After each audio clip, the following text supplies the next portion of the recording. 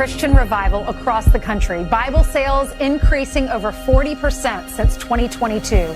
Religion app downloads surging nearly 80%. And Christian music Spotify streams up 50%.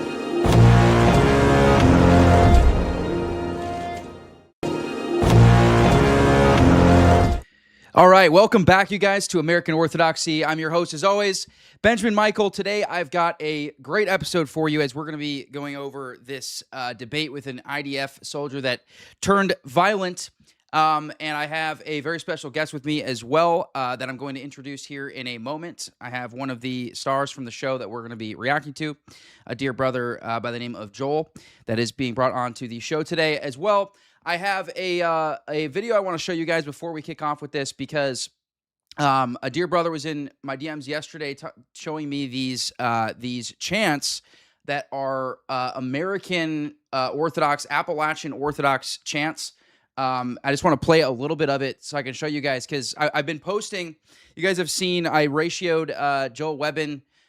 He and Dale Partridge collabed on a post on Twitter regarding the sort of reasons why they aren't Orthodox or Catholic. And I responded to this tweet and absolutely brutally ratioed him and basically saying that we have a whole movement of people that are really establishing this American Orthodoxy. And that was basically his critique of it, was that Orthodoxy is, a Slavic or Arab religion, which is obviously nonsense. And I gave the example of how Rome was baptized and Christianized and still remained Rome. Russia was baptized and Christianized and still remained Russia. And so you still maintain your national identity. You still maintain your culture, even when you are baptized into the faith as a nation. But you guys can give this a listen. It's pretty fire. Set a watch, O Lord, before my mouth, and a gate of enclosure round about my lips. Incline not my heart to evil words, to make excuse with excuses and sins, with men who work iniquity, and I shall not communicate with their chosen. The righteous shall chasten me with mercy and reprove me, but let not the oil of the sinner anoint my head. For yet shall my prayer be against their pleasures. Their judges have been swallowed up by the wrong. So you guys can check this out here. I'll drop the link in the chat. This type of orthodoxy, guys, this Americanized orthodoxy is what we want for our national identity. We don't want orthodoxy to be this sort of Slavic LARP or this Arab LARP or something of that nature. We want it to be something that is actually American. And so it is our duty as Americans to baptize our American culture while still maintaining that identity. All right, so I'm gonna bring on here my my guest. So I've got Joel here with me, and Joel is a dear Orthodox brother, and also a fellow Instagram celebrity and super based. Joel, you want to introduce yourself, brother? Oh, you're muted. Oh, here, I think I might have muted you. Let me unmute you. Go ahead. Hey, Benjamin. There you are. So good to be on your show. Having a wonderful day today. Just celebrated my 5th child's 3rd birthday. I have 6 children and traveled all over the world. Started out as an evangelist, as a Christian minister, and traveled to 58 countries preaching the gospel. I was chrismated by Bishop Marcos of Cyprus, working in Africa in Orthodox missions. I've been doing that even as an evangelical for 6 years. And it's just been an amazing journey. Can't wait to go through this with you. What an excellent debate this was. And man, the guy got taken to school. Yeah, a lot of us already saw the clips. It got pretty heated, it seems like. It looks like, so you're on first, and then I mostly want to get through your section, and then also the guy after you. I can't remember his name, but seems like he's the guy who actually had the altercation. He seems like he was pretty solid as well. Those are the main two sections I'd like to get through. Are there other sections that you? Oh, oh, you cut out here. Are you still here, brother? No, I'm here. Yeah, you're still here. Yeah, you just cut out a little bit. You're back though. Okay, yeah, I'm still here. Yeah, I think myself and Def Noodles probably did the best. Okay. They were all pretty good. Dennis Fatoza is his real. Shoot. I think his internet might be a little bit rough.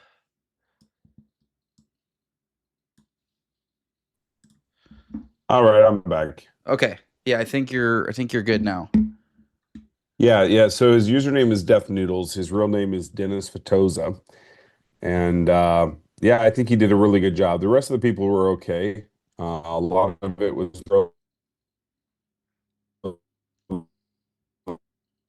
we're Palestinian kid came in from Toronto, Canada. He did a phenomenal job as well. Okay. And you said which one was that? Is that this? The one with the curly hair, the guy in the back. Oh, okay. Just behind me. This guy right here? Yeah. Okay. I think he's more on the tail end, so maybe after Def Noodles finishes, we can cut to his section. Okay. But let's yeah, like I told you on text, it'll be the audio. Unfortunately, I can only share my audio. I can't share both audios, so it'll be captions for you. Everybody else will be able to hear it. And obviously it's your section, so you probably remember anyways, but we'll go ahead and kick this off. Thanks for joining, brother. And just jump in whenever you feel so inclined. You still there? Yeah. Okay. Sounds good. We are here at outnumbered 1 on 10. We have Yusuf, Haddad, and Joel Tenney. Yusuf, you want to read the prompt? I always get so, like, it's so funny when it's just like an obnoxious name that like should be satire. It's like, sometimes I feel like I'm living in like a satirical world, dude. Like sometimes it's like when I hear these people's names, it's like if like someone made a satirical comic of like an IDF soldier, I guarantee you their name would be Yusuf Haddad. Like that would be a great satirical name for an IDF soldier. Please. All right, here we go. So, Israel is not committing a genocide in Gaza. It is fighting a defensive war against the terrorist organization Hamas. Israel is not an apartheid state. Israel was not built on a stolen land or stolen Palestinian land. Go for it. Boker Tov. Look at this Aryan Chad right here, ladies and gentlemen. That's who we got with us today. He's he might physiognomy mog me. I don't know.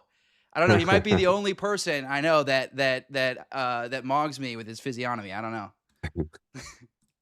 Shalom. أو سلام مرحبا. كيف حالك حبيبي؟ الحمد لله حبيبي كيفك؟ شكرا. Lay it on me. Let's start with hopefully the glory Israel's of not Christ committing shines through us. genocide. That's the main I thing. think Yeah. there are very important organizations who have yet to rule on this. The ICC for one. But I definitely mogged the Yusuf. ICJ. You definitely mog Yusuf. Yes, you definitely mog Yusuf. Well, the thing you are also taller. Yeah, you're like taller than me. Everybody's saying in the chat you're like 7. How tall are you? You're like 6. I'm 6'4". 6'4". Yeah, so you're significantly. I'm 5'9". So I'm you definitely height mog me. I think facial structure wise, I think I got you beat on the jawline and stuff. But So far, I'm losing weight. That's a really bad camera angle. Yeah, okay. I can relate with that because like sometimes I'll get a camera angle and I'm like, how in the world? Like I look fat in this. No, movie. I was like, holy crap, but that's not me. Sarah's like, you don't look like that. For context, Sarah's my wife. You know? Yeah, that's good. That's good. But the UN has ruled that Israel is committing genocide. Their investigative committee on human rights ruled this, I believe, in September of 2025. Mm-hmm. And then they I think it was just a couple months ago, maybe a month or two ago, that they actually reiterated this, that it was indeed a genocide. So they on multiple occasions, the UN has put forth documents and statements calling it a genocide. And there's ongoing investigations from the ICJ as well. Yeah. on that in 2025. Actually, I wanna actually just to understand, when you say the UN have already gave that, so any other reports from the UN you will adopt immediately as well, such as this new famine in Gaza, which came just recently. So Yeah. just so you're adopting the fact that there is no famine in Gaza according to the UN. And in fact, there are other Arab countries in the Middle East who right now suffering from famine way more than Gazans. So just want to clarify, you actually adopt that, and you... This is something I expect to come up a lot, is this sort of deflection to other nations in the Middle East. You know, it seems like what we often get with Israel is sort of they expect sort of the they want to have their cake and eat it too. They want to be treated like they're some sort of Western, you know, civilized nation. But then when we start to press them on the standards that they're not upholding, they say, oh, it's a regional thing. Look at the other Middle Eastern countries. So it's like, which is it? Like, are you guys like part of this group, or are you the bastion of the West in the Middle East? Which is it? Both can't be true, right? And so we're going to probably see this deflection quite a bit, you know, to other Middle Eastern nations. And just hold that thought for a second, because, you know, it was just 30 years ago, Lebanon was called, Beirut was called the Paris of the Middle East. Lebanon held that position of being the most Western country in the Middle East. It's only been recently that has shifted towards Israel. And Israel, you know, it's crazy. Out of all the Western countries in the world that have adopted Western civilization or Western society, Israel is the only nation, think of this, above replacement rate. All the white Christian nations are below replacement rate and are being invaded by Muslims in part or in whole because of Israel. Right. And their bombing campaigns throughout the Middle East, whether it's Syria or Lebanon or Gaza, Palestine. These people are fleeing, and the Christian Orthodox demographic is being dwindled because of these wars as well. And people forget there's Orthodox Christians in Gaza, and churches have been bombed there as well. Yeah, no, absolutely. Yeah, I mean, and obviously Iran is another example of that was really the fault of the United States that they are in the current condition that they're in. But the point being that, like, yeah, I mean, Lebanon is beautiful. I know everybody that, it's so funny. I all my Lebanese friends, they talk about it so much that I'm like, why are you here in America? Like, you love it so much. Like, why don't you just go back? Like, it actually has turned into a joke because they talk about how beautiful and how amazing Lebanon is, like, so much. And you know, they're here in America, and so I kind of give them a hard time. But yeah, have you been to Lebanon? I have. Yeah, it is a real beautiful country. Throughout the Middle East is beautiful. Iran is one of the most beautiful countries I've ever seen in my life. It's a shame. It's a shame that these people cannot live within their homelands, and they're being displaced because of Israel's war campaigns for the campaign of Greater Israel. And what ends up happening is they come here, and in part or in whole, the U.S. is involved, right? So we support Israel because they're our ally, and so we look at what happened with the war in Iran. We had the Operation Midnight Hammer, and it was so that we would destroy their weapons of mass destruction all over again, you know, to see that Iran never has a nuclear weapon. So we went in there and we aided Israel in the bombing of Iran. Right.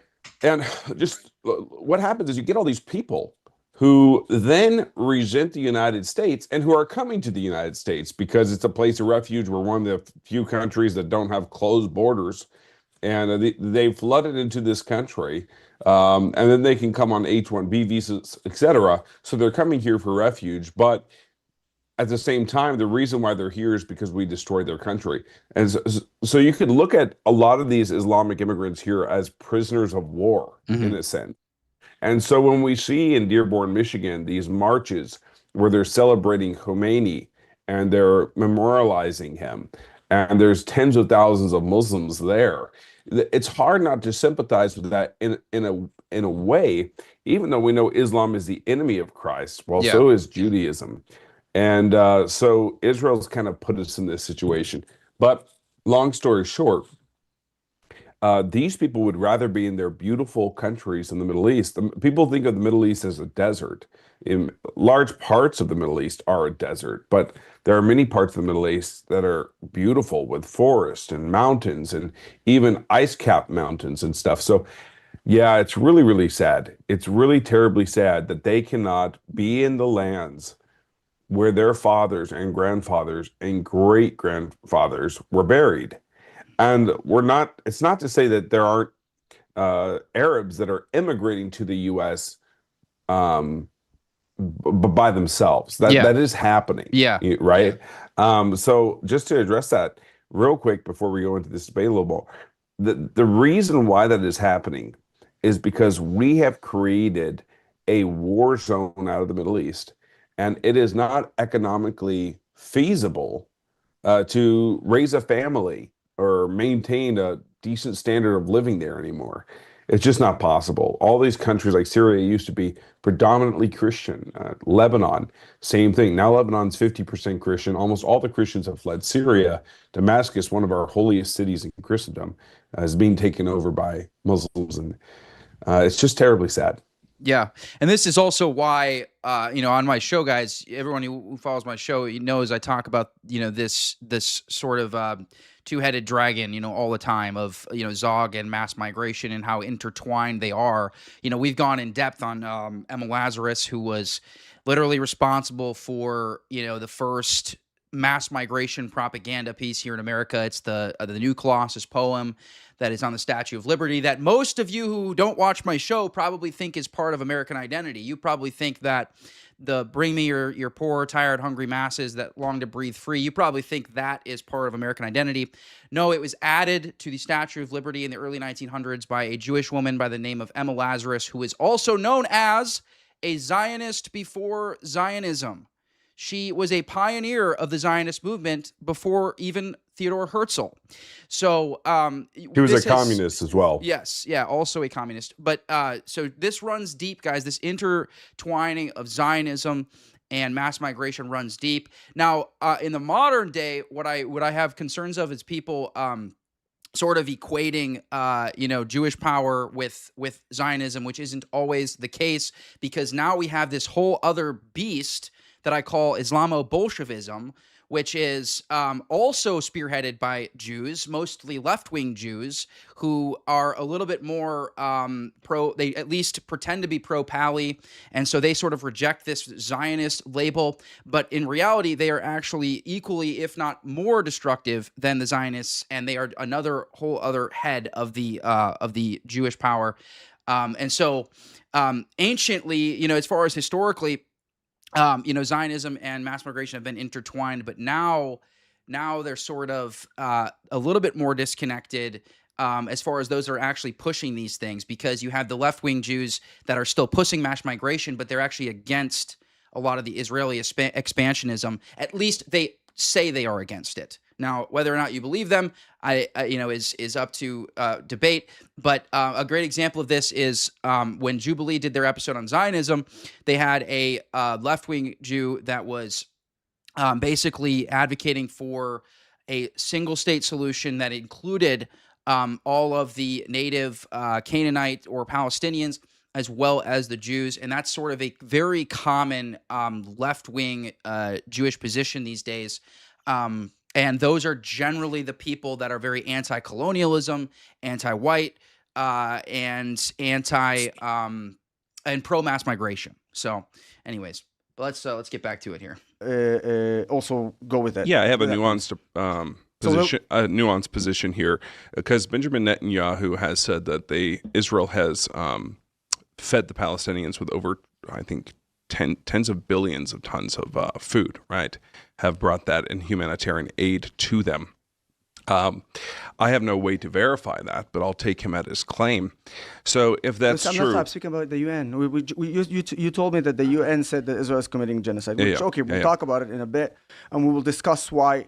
I want to be actually honest with you. Yeah. I think that the UN is a corrupt body, and even when it goes to saying things. But these guys they'll cite the UN. I mean, like Matt Nuclear and oh my gosh, Nick Matau, the biggest Zionist, will generally they'll cite the UN.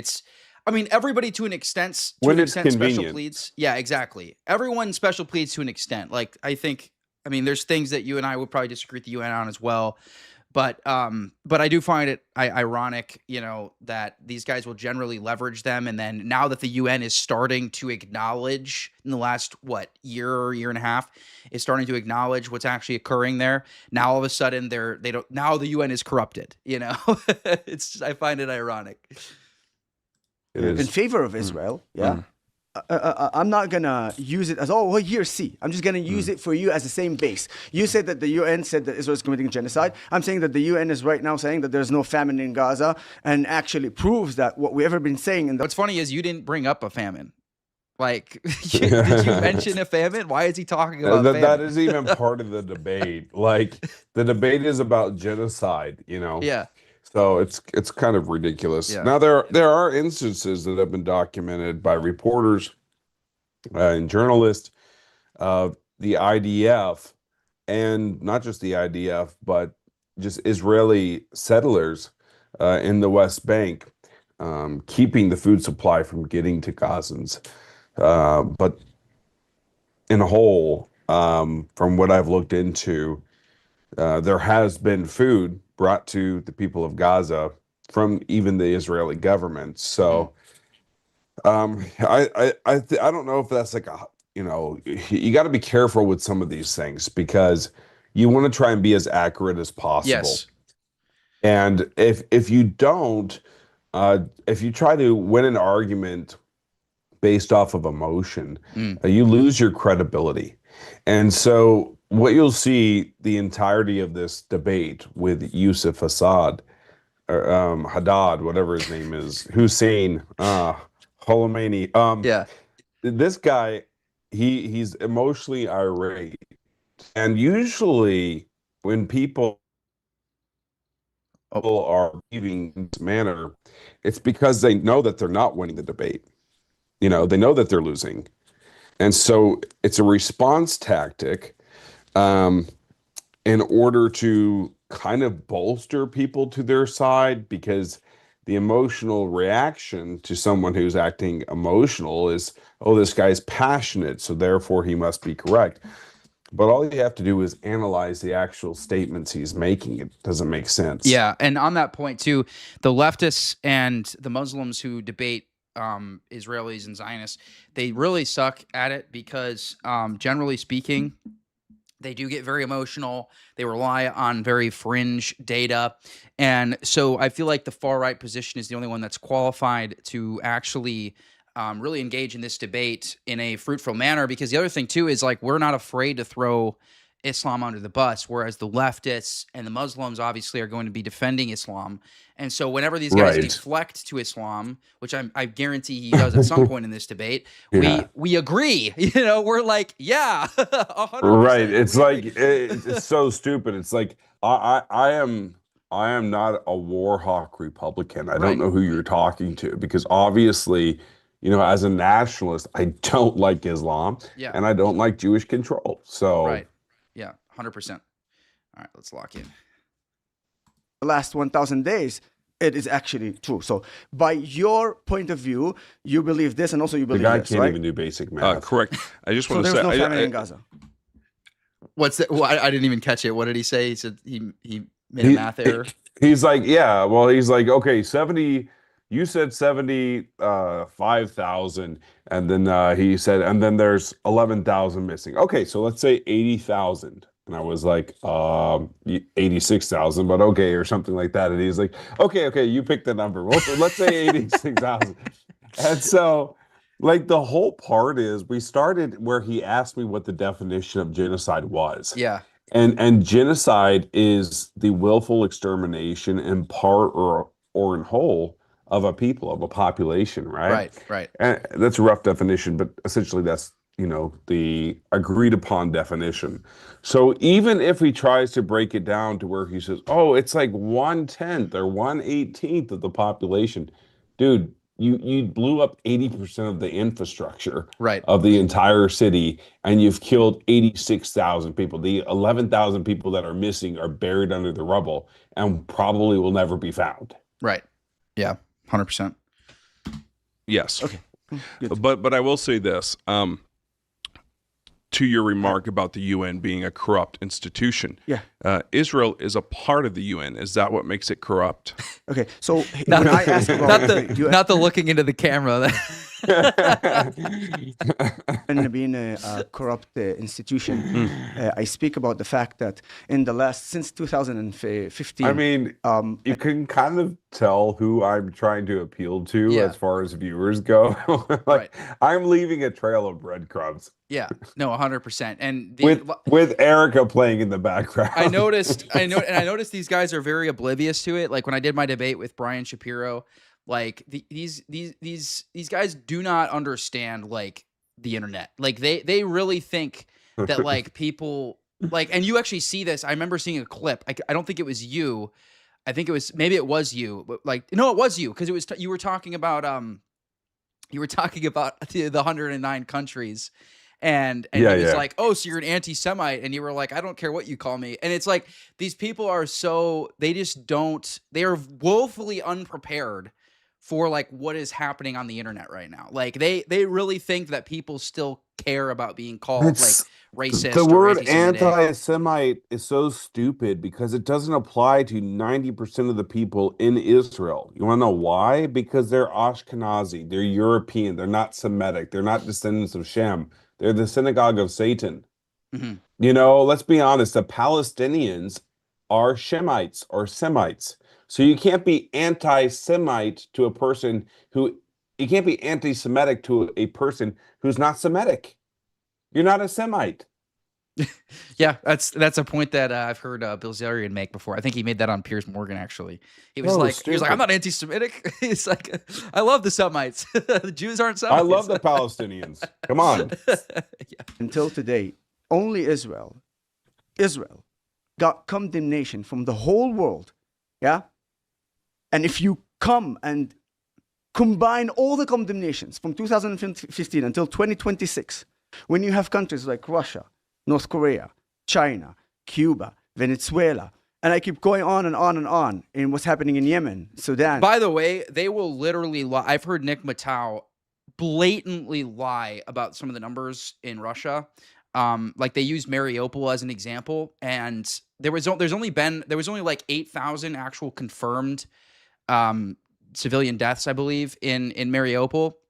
But Nick Matau spreads this like this almost like hyperbolic number that was like some estimate that had been given very early on, but was never even remotely confirmed, of like 100,000 people that died in Mariupol.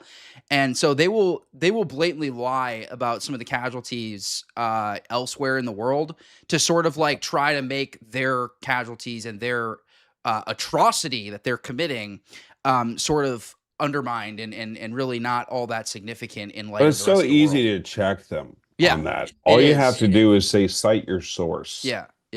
100%. You know, and half the time they can't do it. When they can, just make sure if you're going to say cite your source, you have sources to actually go to refute them, so you don't look ignorant. Yeah, absolutely. That's something I've noticed with because these guys are really good debaters, but that's where the Hezbollah comes in, is the lying about the data or misrepresenting the data, and so you really have to be familiar with their talking points in order to refute them, or you will get cooked. And that's, unfortunately, a lot of people go into these debates with Zionists thinking that they're just going to wipe the floor with them, and they don't know their talking points. Like, they just think that this is like obvious and it's like easy. Listen, if you're going into a debate thinking that that your position is obvious, and like you basically haven't prepared, like you're retarded. Like the reality is, like the other person has probably prepared. They probably know what they're doing.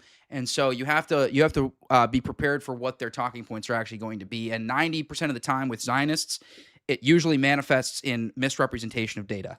Syria, Right. in the civil war, Lebanon, Hezbollah, the Houthis in Yemen, and what happened in Saudi Arabia and Yemen, in Kuwait, and all those things. But if you combine the whole countries of the whole world together, from 2015 to 2026, and you see how many condemnation those whole countries together got from the UN to what Israel, the only Jewish country in the world, is tiny. People I like love to this say, part. the size of New Jersey. And Israel is beating the whole world together. And you want to tell me that this so organization is freaking not annoying. biased against the only Never small lets country in anybody the world get in who's a word in Jewish edgewise. in the Middle East? So That's another tactic. if you of think about losers. it like this, you're an Israeli. Don't think right now that you They're guys afraid from you're going to Iowa, make I a believe, good right? point. Don't think about it. Just get out of your comfort zone. Put yourself on an Israeli shoe for 1 second and say, Just get I out of look your at this comfort zone. UN Put yourself in an organization Israeli shoe for that 1 second. was supposed to come up to do good in this world. That does make me uncomfortable. That Like I you should have been never like wanna put- why would that make me uncomfortable? Are you an anti-Semite? Why would that make me uncomfortable? The idea is to unite everybody under a simple thing. We want to fight wars. We don't want wars. We want peace.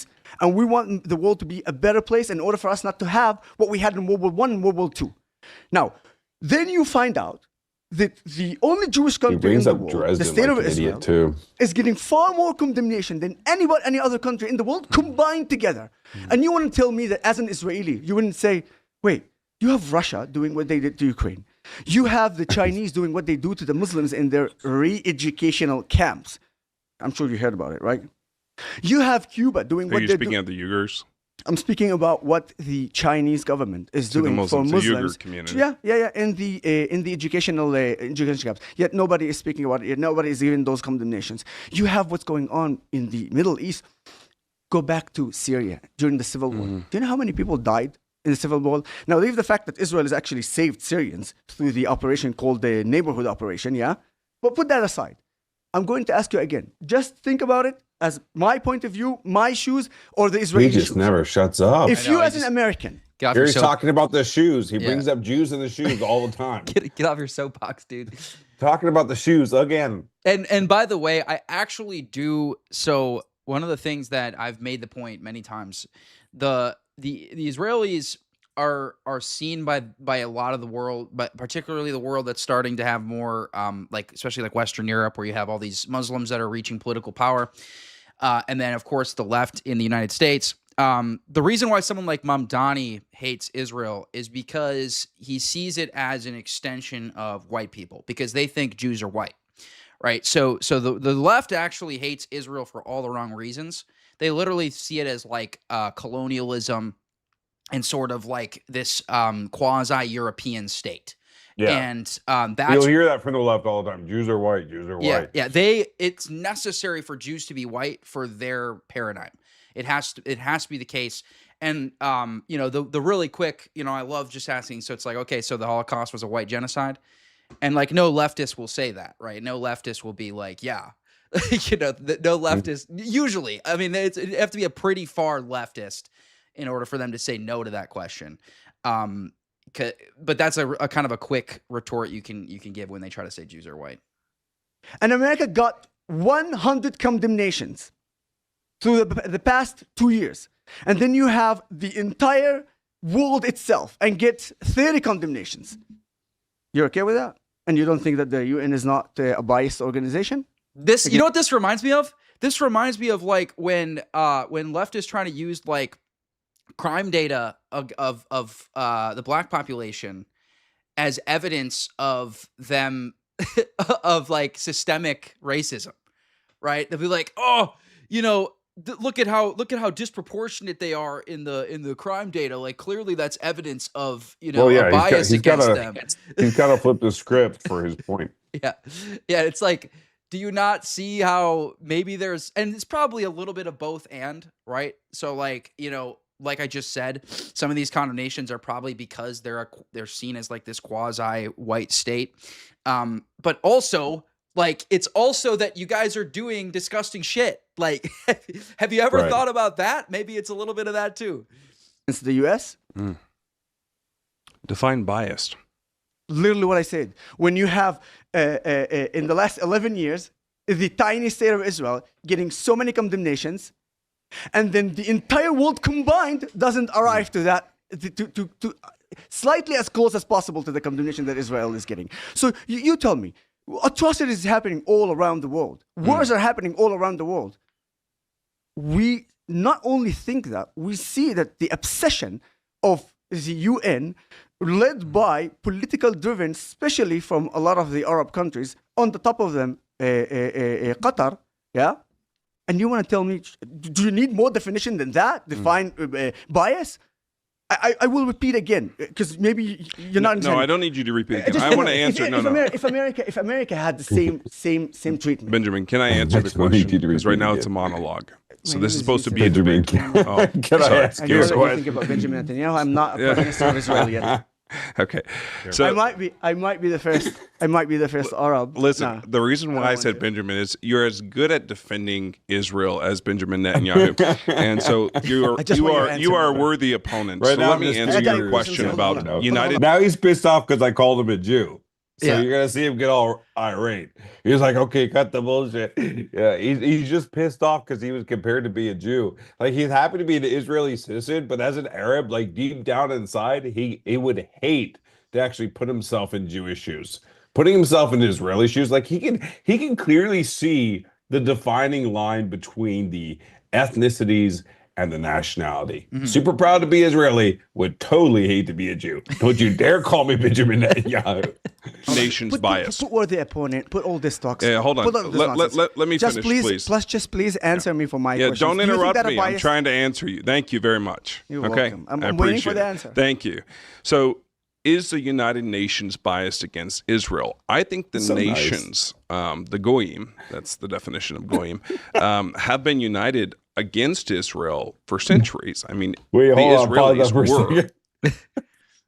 So did you see the Palestinian's head, dude? The dude in the back, he like put his head down, started laughing the moment I said goyim. Because Well- he's like, he knows exactly what I'm doing. You rewind that, it's hilarious. Was it the professor?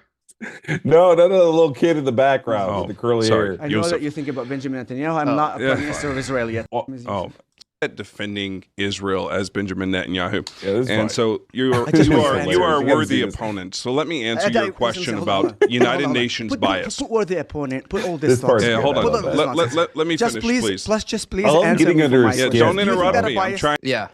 I had him so brain dead at the end of this, he couldn't even debate. I mean, it was I totally brain fried him. It was dude. good that they started with you because like you're probably the most extreme person there.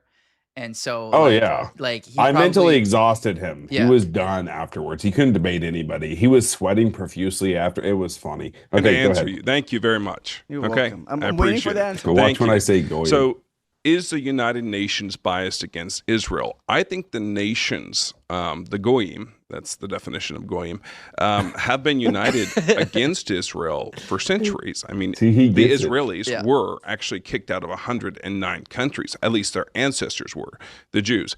And it begs the question as to why.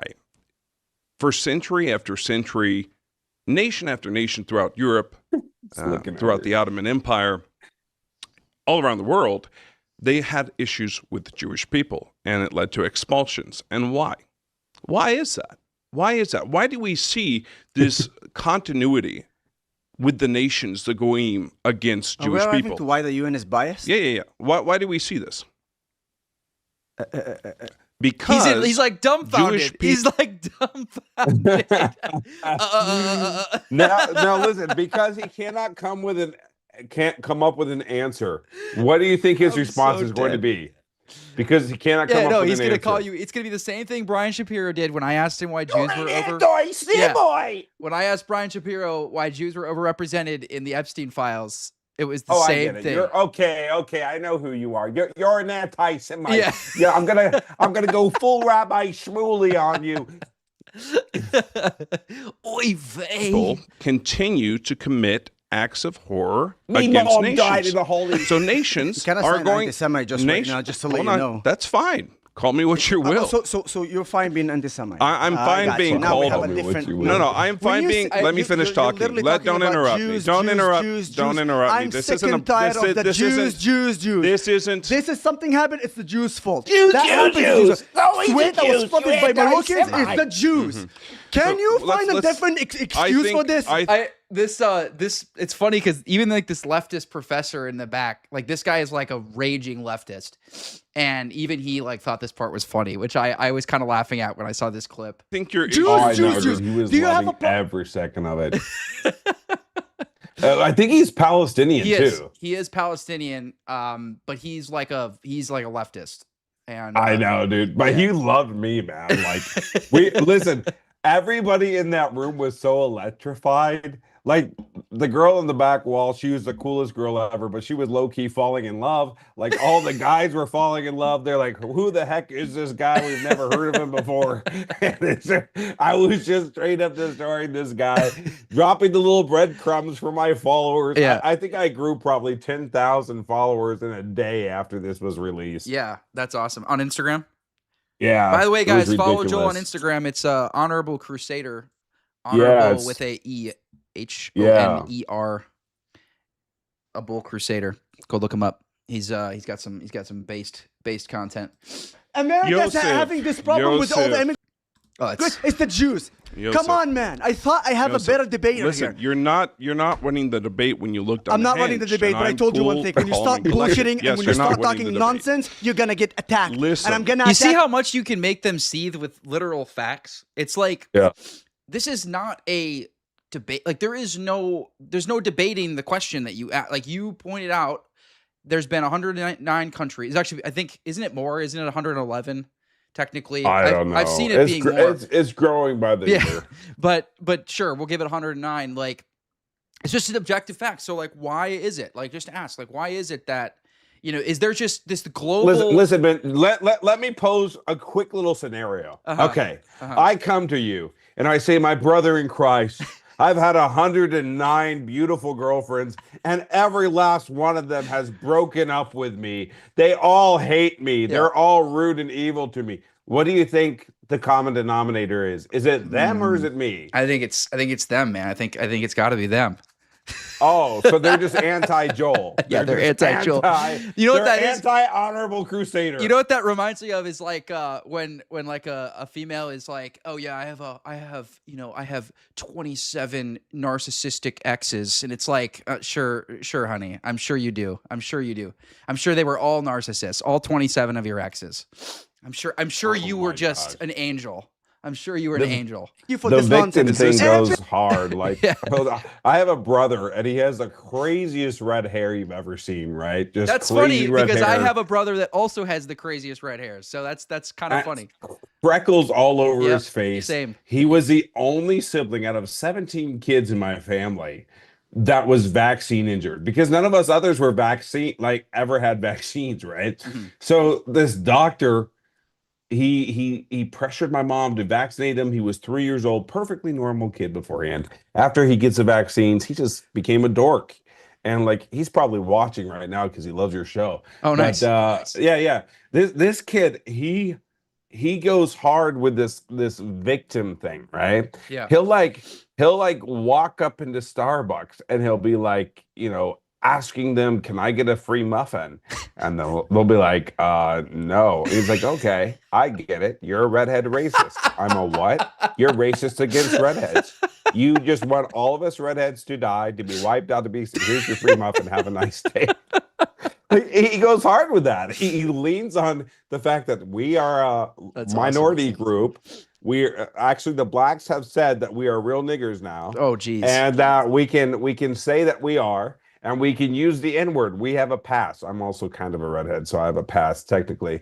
Us gingers, we're like the black people in the white community, so you have to accept us.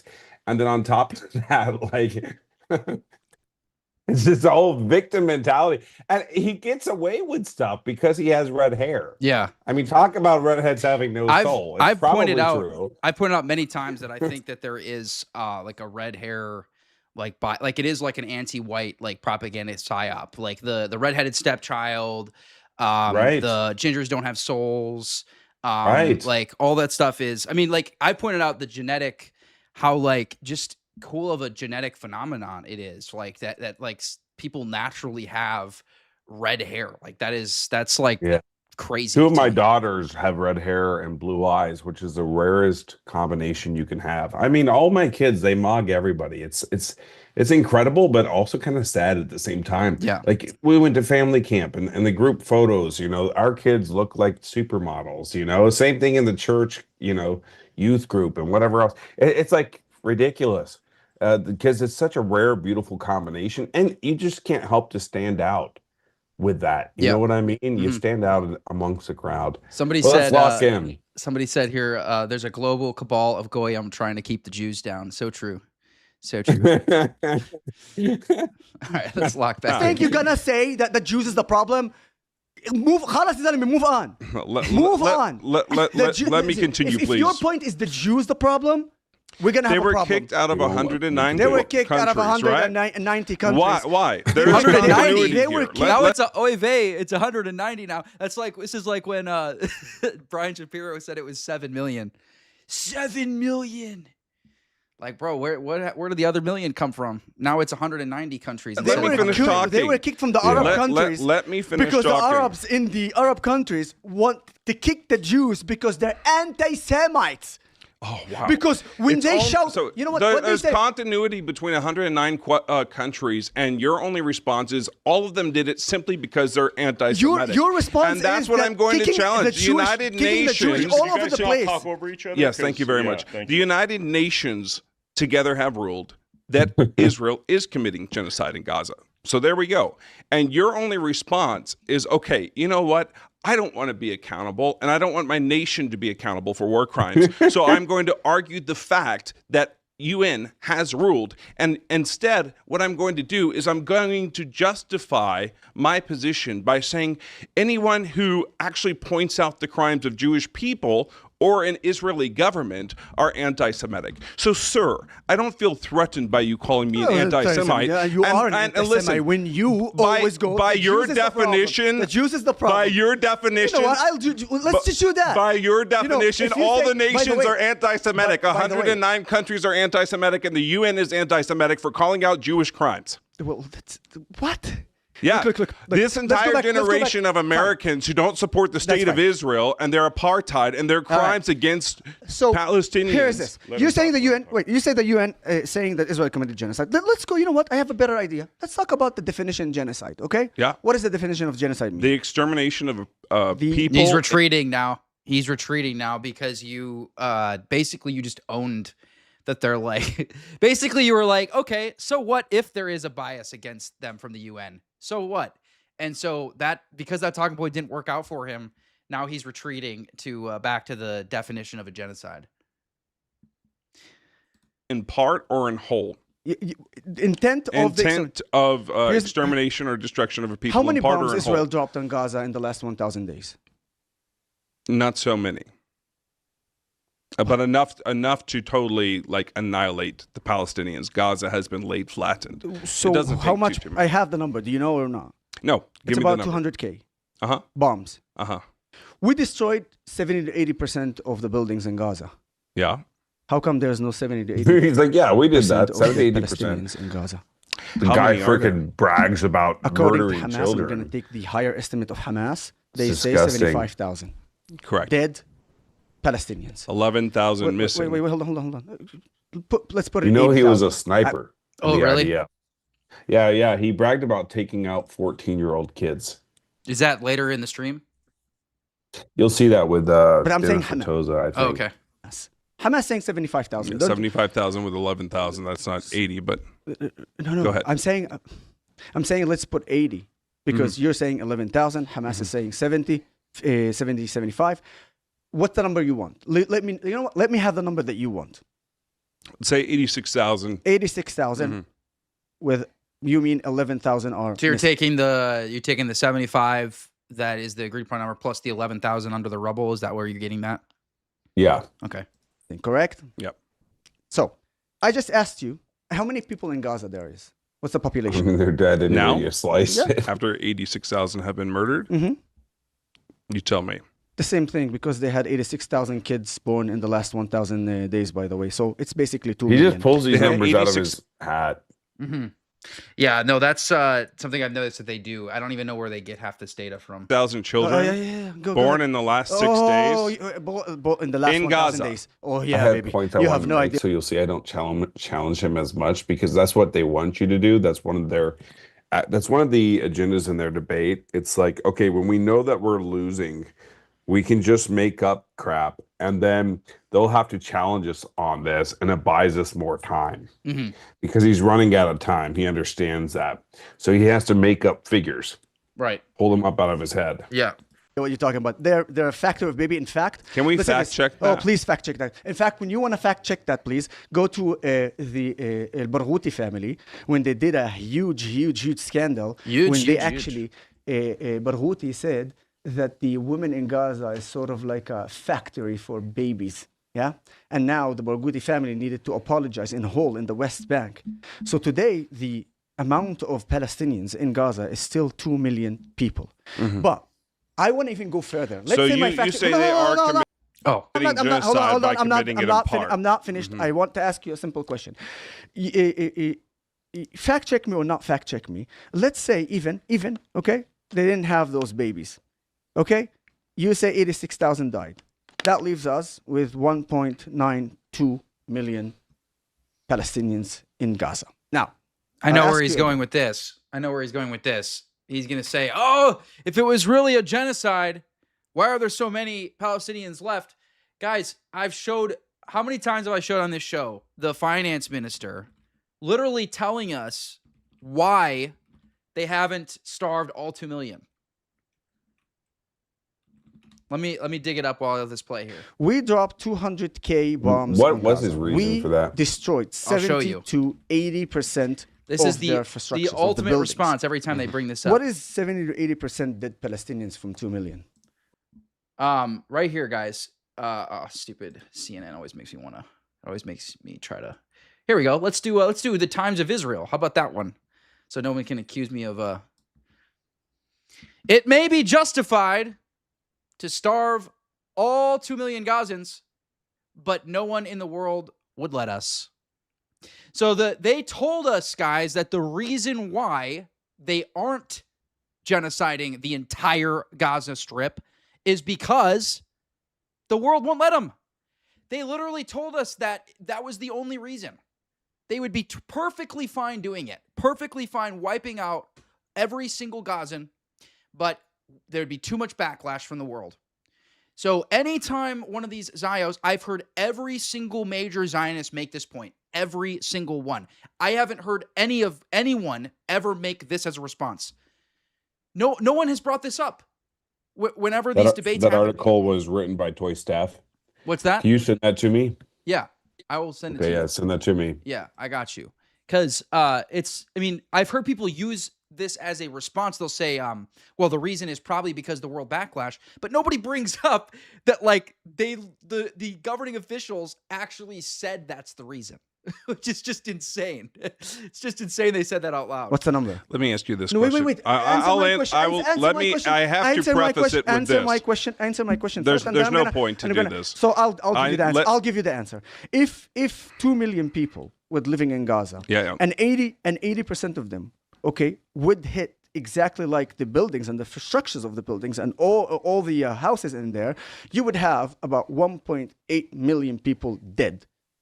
Now, the reason why you don't have 1.8 million people dead, and this is every Because Israel Palestinian- dropped flyers and told them, hey, we're bombing this area. This Yeah, is I every know. Palestinian, just like you know, because you said you were in Gaza as well, just like you know. So you know. When were you actually in the fact Gaza? that, 5 years ago, Okay. 6 years ago. Yeah. So pre October 7th. Yeah. What was it like then? It's a beautiful city. Really amazing place. It's really I sad. went and visited a Christian church there. I think it was St. George's. Is that the one that got hit by the tank? It must have, yeah. I mean, it's 80% of it's gone. I haven't followed that closely, but yeah, I met Orthodox Christians there and met the priest there. It was an amazing experience. Have you been to the Good West people. Bank? Yeah, I've been in Bethlehem and everything. Wow.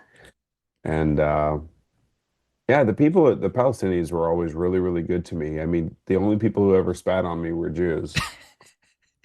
It's like that clip of Brandon Tatum talking to BB, and he's like, I was only spat on twice. I was only spat on one time, and it was by a kid.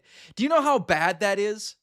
That means that the adults know better, right? Because here's a group of evangelical Christians, probably shouldn't spit on them because, that's going to look bad and they love us. But they're training their children to hate Christians. So the children... The adults spat on me. Well, yeah. And on an Armenian priest. It was an adult that shoved the nun down to the ground and busted her head open. Lord have mercy. You see what I'm saying? Yeah, but what I'm saying is it's way worse for if it's a kid. If it's a kid, that means it's being taught in the home. That's way worse. Of course, it's being taught in the home. Of course. Yeah, it's systemic racism, right, against Goyim. Yeah.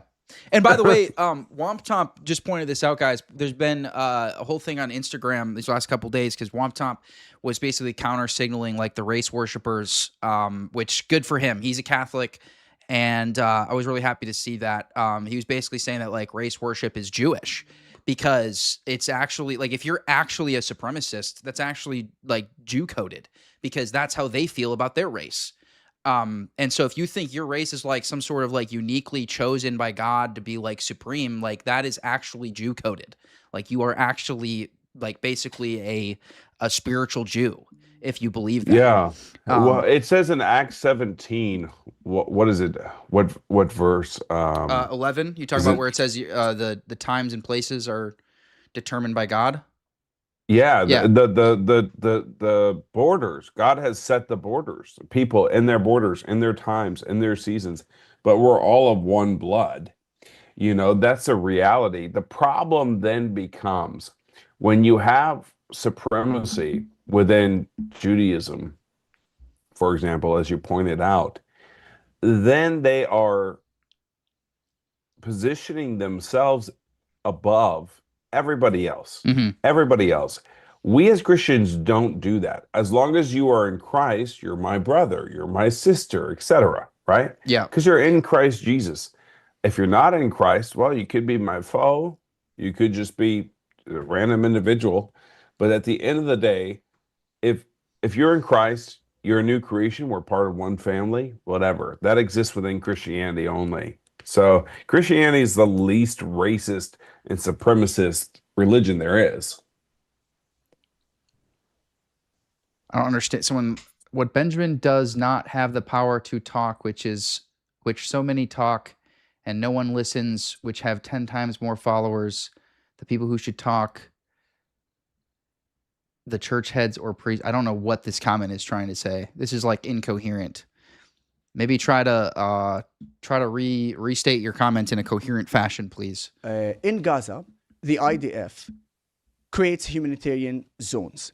Second, he dropped, just like you said, the leaflets to warn the citizens, leave, we're going to attack this area. Third, which is also very, very important, when something like this happens, even when we attack a building, we first do something called a knock on the roof. Of course, not all the time, obviously, depends on the operation, but the majority of the time, we do that in order for us to make sure that there's no casualties, or casualties that innocent people. Now, and that's been every scenario, and we're going to debate, every military operation. No, it wasn't every military operation, and this is so exactly... they haven't killed reporters or humanitarian aid workers or women or children? This is exactly... Oh, I am happy that you brought... I think they've killed over 260 reporters. Jeez. Journalists. Which, by the way, they do the Ukrainians do the same thing. The Ukrainian government has killed reporters as well. It's just so has the Russian government. Yeah, fair. Okay, there's an American journalist who went overseas to serve in the Russian military, not serve, but just follow them along, and he was killed. Yeah, I think there's I don't want to derail the conversation, but there definitely is a lack of like a nuanced position on like Russia, Ukraine, because like there's obvious corruption on both sides, and like people tend to be very binary with it when it seems like obvious to me that like there is corruption on both sides. I do think like the Ukrainian government is, it's literally, it's a Jewish power, it's a quasi Jewish state. It's the same. Worse. As somebody who's worked with the Russians and with the Ukrainians, I was in Ukraine on the front lines. I was a conscript. And I will tell you, both of them are run by Jews. 1000% run by Jews. Well, the minister, one of the ministers of the government of Ukraine or Russia had said that it's Chabad Lubavitch controls the Kremlin. And after he said that, Putin fired him. He lost his job. Well, Putin also clean-housed the 7 Jewish bankers that were running Russia from basically the entire 1990s.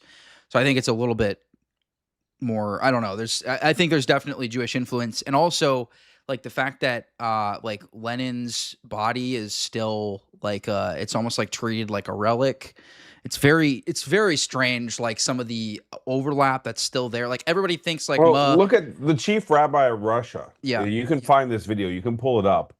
He states Putin does not do a thing in the Middle East without first consulting us, Chabad Lubavitch, and Israel.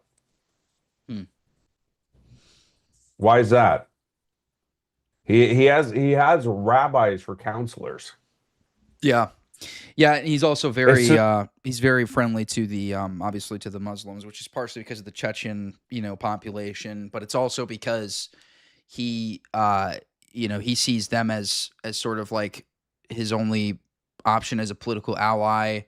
I mean, there are like the video, like obviously he kissed the wall, and there are also videos though, like I think he also has just more like pride. He changed his name from Shalomova to Putin. Yeah, that's very his name is actually it's literally a Jewish name. That's very Shalom means peace. It is a Slavic Jewish name, an Ashkenazi Jewish name. So it's like it's really hard to tell at this point. Like, nobody wants to be blackpilled on Russia. I get it. I don't even want that, because in my heart of hearts, before I even went into Ukraine, like, I was really trying to grasp, okay, who's on the good side, who's on the bad side. I went into Ukraine. I hung out with the top officials in Ukraine. I got calls from Vladimir Zelensky, from Zoroslav, and from all these guys, okay? They were calling me. I was honored by our ambassador there. I was with all the chief religious figures, including the chief rabbi of Ukraine, Moshe Osman. I was with all of these people. And during my time there, it became very clear, hanging out with the oligarchs and finding out these Jewish oligarchs telling me that they had the control over Ukraine, that there's 6 triggers pointed at Zelensky's head, and he's Jewish, but he still has to go with the game plan. And the game plan is for their new Jerusalem to be in Ukraine. That's it. They want that. At the same time, they want white Slavic genocide. Moshe Osman, the chief rabbi in Ukraine, said, "Hey," I said, why aren't there any of these Jewish guys on the front lines? Why are they all here for Shabbat? Because I came to the synagogue on Shabbat. We had a delegation upstairs in the office, and the whole service was packed with all these young Orthodox Jewish guys. I'm like, hey, I just came from the front lines where I was blown up by a Russian drone. I'm lucky to be alive. I'm here, and this is interesting. I kind of want to set up. This makes me want to maybe set up a conversation between you and. Do you know the World War Now guys? Conrad and Dimitri, they're Orthodox guys, and they are pretty pro-Russia, and they're super based. Like, they agree with us on everything. I'd be really curious to see a conversation between you two. Maybe we'll have to try to set that up. Just realize this: the Slavic Orthodox people I was on the front lines with were the most dedicated Orthodox people Orthodox ever meet. Christians. Yeah. Okay. Yeah. They had their chalk keys and were praying the Jesus prayer. On their chalk keys, on the front lines. They were leading unbelievers to Christ, to faith in Christ. We're talking Orthodox people sharing the gospel, talking about Jesus' death, burial, and resurrection, that we need to believe in him. Do you know where you're going to go when you die? In a very evangelical way. Like, that's a common sentence you'll hear from a Baptist. Like, hey, do you know where you're going to go when you die? But there were Orthodox guys saying this to their comrades. Hey, heaven is real. Hell is real. Wow. And do you know one of the things that was going on? we didn't have enough chaplains. We couldn't get chaplains to the front lines. And it's like, I don't know what was going on. Wait, was this in but Ukraine or in Russia? No, this was in Ukraine. Okay, you know why? It's because Zelensky is not allowing for the Ukrainian Orthodox priests to be non-combatants. He's forcing them to be combatants. That's why they have a shortage of chaplains. I was forced to be a combatant because when I went there, that's crazy. Listen, dude, let me tell you, I went there as a chaplain, as a military chaplain, a non-combatant. According to the Geneva Convention, we have to follow the rules of non-combatants. But I said, hey, you know, I see like the guys that are going to be with me are it's the pharmacist, it's the movie theater clerk. You know, I come from a huge military family. I've been around guns my whole life, and I don't think these guys are really well trained. You know, you're going to put me in their care? I don't think so. So I conscripted, dude. Yeah. I want to respond to this comment here. So this person finally put together a coherent sentence here. It says, what I'm saying is, does Benjamin think he can make a change to convince individual people? Even Brother Nathaniel or others tried that and he abandoned ship. Well, Brother Nathaniel has always been kind of off. He's kind of been a nut job. Like, he always comes across as a nut job. I try to keep all of what I say, grounded in facts. And I try to be as objective as possible in what I do. And also, I am very pro subversion of the establishment. So, I just did this stream on Tuesday reacting to the Fishback campaign. Guys, like, I am very pro ground level infiltrating, subverting the GOP, and I am not alone. I don't know if you guys understand just how many people are working on infiltrating the GOP. Just about every single person under 30 thinks like us inside the establishment, and almost everybody under 45. And this is why I'm so white-pilled on the future of America, particularly in the year 2028. I think we're going to be able to put forth some candidates that will be very strong and finally get some people into Congress, Lord willing. And then, with each subsequent election, we'll get more people into governor races and things of that nature. But we have the youth, guys. We have basically the entire youth is on our side. And that's why I'm so white-pilled. And I really believe that we are going to win. And that's why I advocate for what I do. Me in particular, what I advocate for is, an American Orthodoxy. So it's not just far-right and nationalist, although it is, but it's also grounded in the Orthodox faith. I have built my platform and my movement from the ground up organically. I have not LARPed Fuentes or any of these other people. It's all been from the ground up organically, and that's intentional because I want it to be Orthodox. That doesn't mean that we can't have Catholics and Protestants as allies, but what it does mean is that we are grounded in the Orthodox faith. We are energized by the Orthodox faith, and everything we do is through the lens of Orthodoxy. And so that's why I do what I do. And actually, you brought up priests and bishops in the previous. They actually are really not permitted to do a lot of that stuff. And historically, it's lay people that can get involved in politics because the clergy actually is prohibited from doing so. So why is a layperson doing it? Well, only a layperson can do this, actually. And that's intentional. That's part of the structure of the church and Symphonia that we have established from the early days of Christianity being a state religion under St. Constantine and St. Theodosius. So. All right, let's get back to the. We can talk about journalists, and. By the way, I don't know how much time you have, Joel, but I mean, I'm having fun. We can cook for a while if you want. Usually I do 2 hours, but I might go longer today. We'll see. I don't know how much time you have. Yeah, I'm good for a little bit. Okay, I'm gonna go grab something to drink quick, but you can continue to play the clip if you like. Okay, and kind of go through it. The reality is here. I'll just say this real quick. With this guy, his assistant came up to me, big dude. He's the guy you see tackle Dennis. You'll see in this film here, or maybe you won't see it actually on this. But if you saw the clip that went viral on X, that's the clip that I actually took, put it on my Instagram. Someone clipped it up, put it on X. But anyway, long story short, that guy came up to me and he's like, "Hey, he's like, you're a really talented debater. He's like, you did really good with my buddy and." He's like, man, he's like, how have you learned to debate this well? And I said, to be honest, this is my second debate. And it was easy because your opponent was stupid, or your friend was stupid. My opponent was stupid. And it's really, really funny. The first debate that I ever did was with that King Azule, also a big defender of the state of Israel and the Jewish people.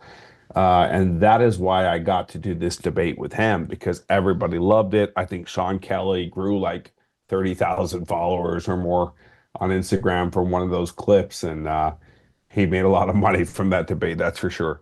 But anyway, so that's why they let me back on, and I've become kind of a regular on Sean Kelly's show lately. Speaking of, I'm going on Sean Kelly October 15th, guys, and I'm going to be the main guy defending basically American nationalism. America's a Christian nation. America's primarily a white Christian nation. These are some of the prompts I'm going to be defending, and it sounded like he had no issue filling it, so it should be a very good episode.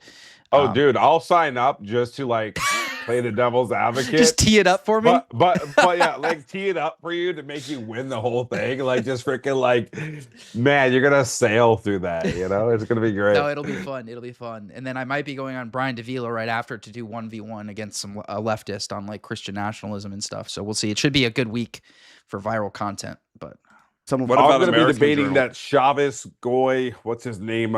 Shabbos Kestenbaum or whatever his name is. Again.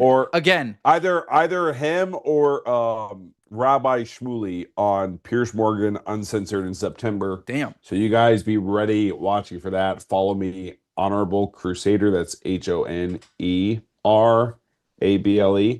Honorable Crusader.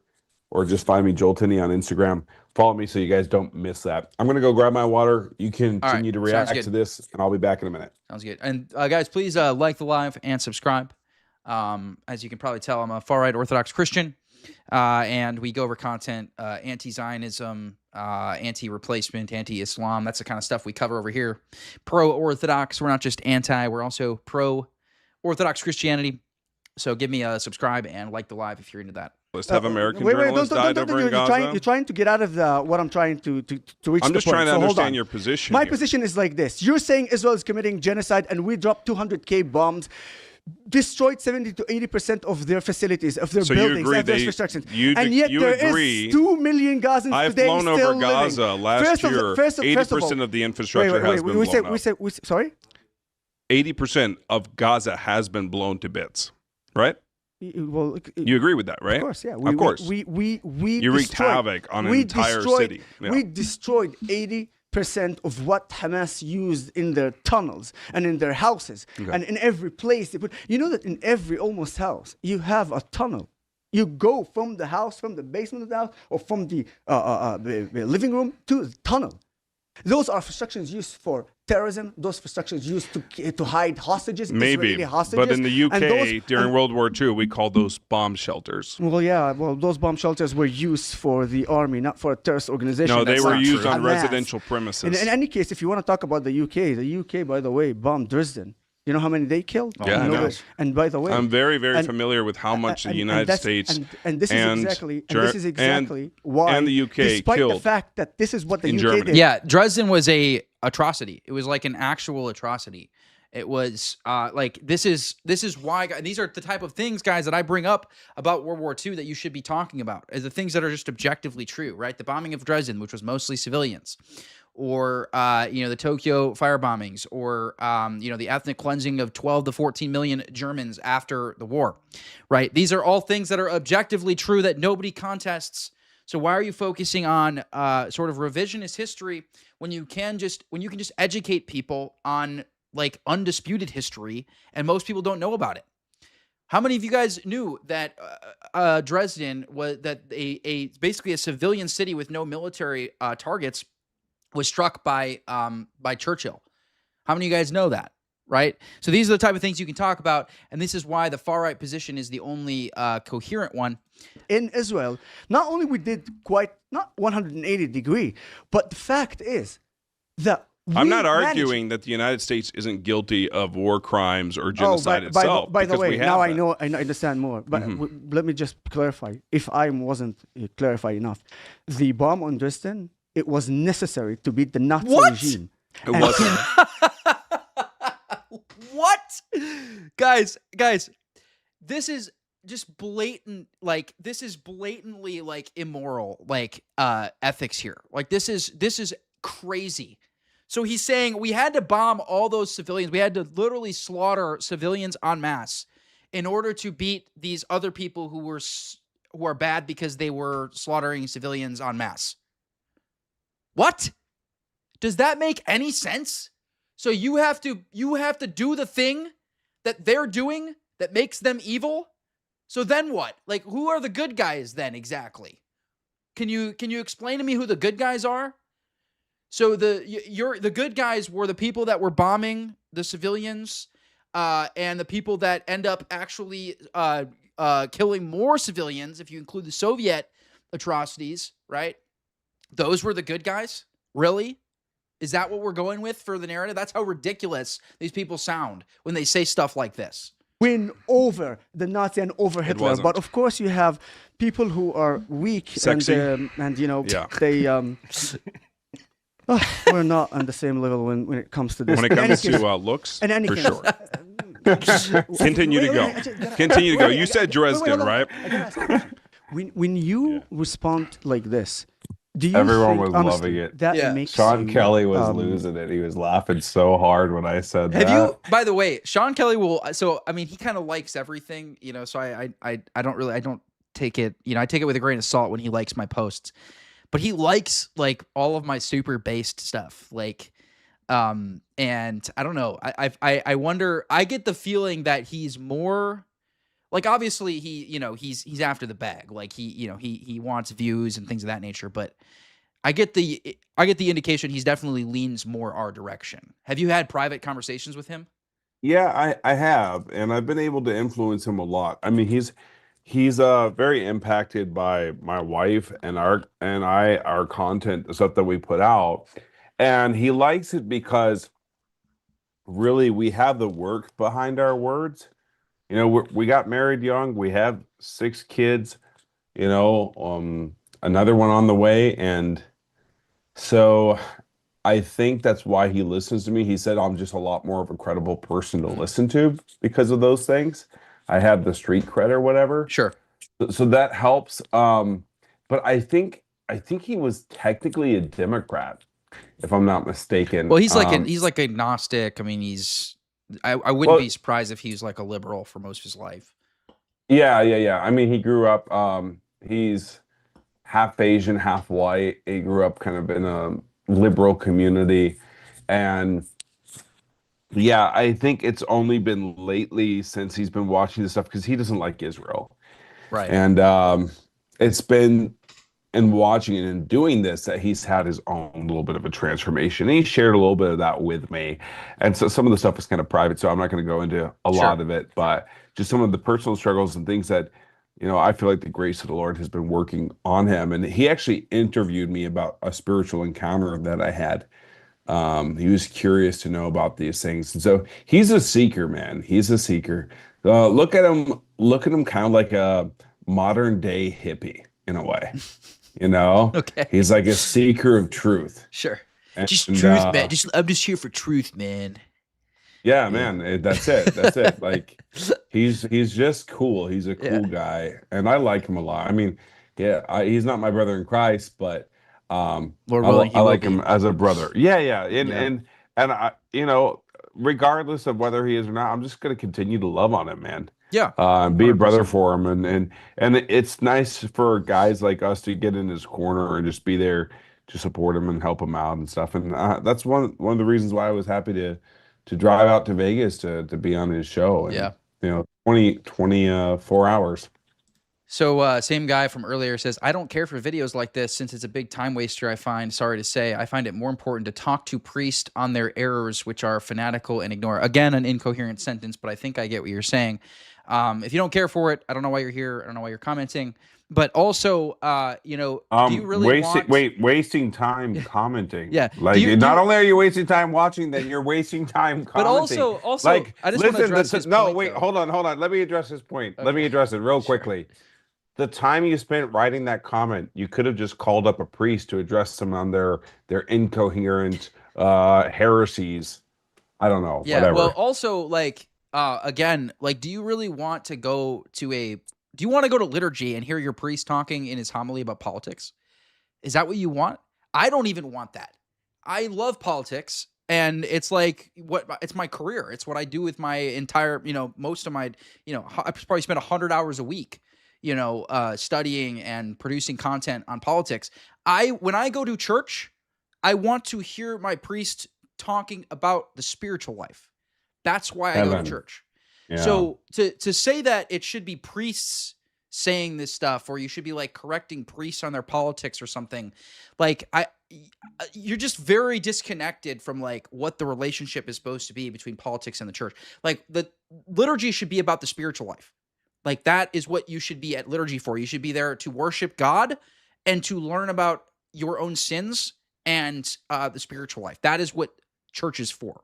Now, are there problems with sort of left-leaning priests, actually saying subversive things in their homilies that are sort of left-leaning? Yeah, that is a problem. And you know how you actually fix that?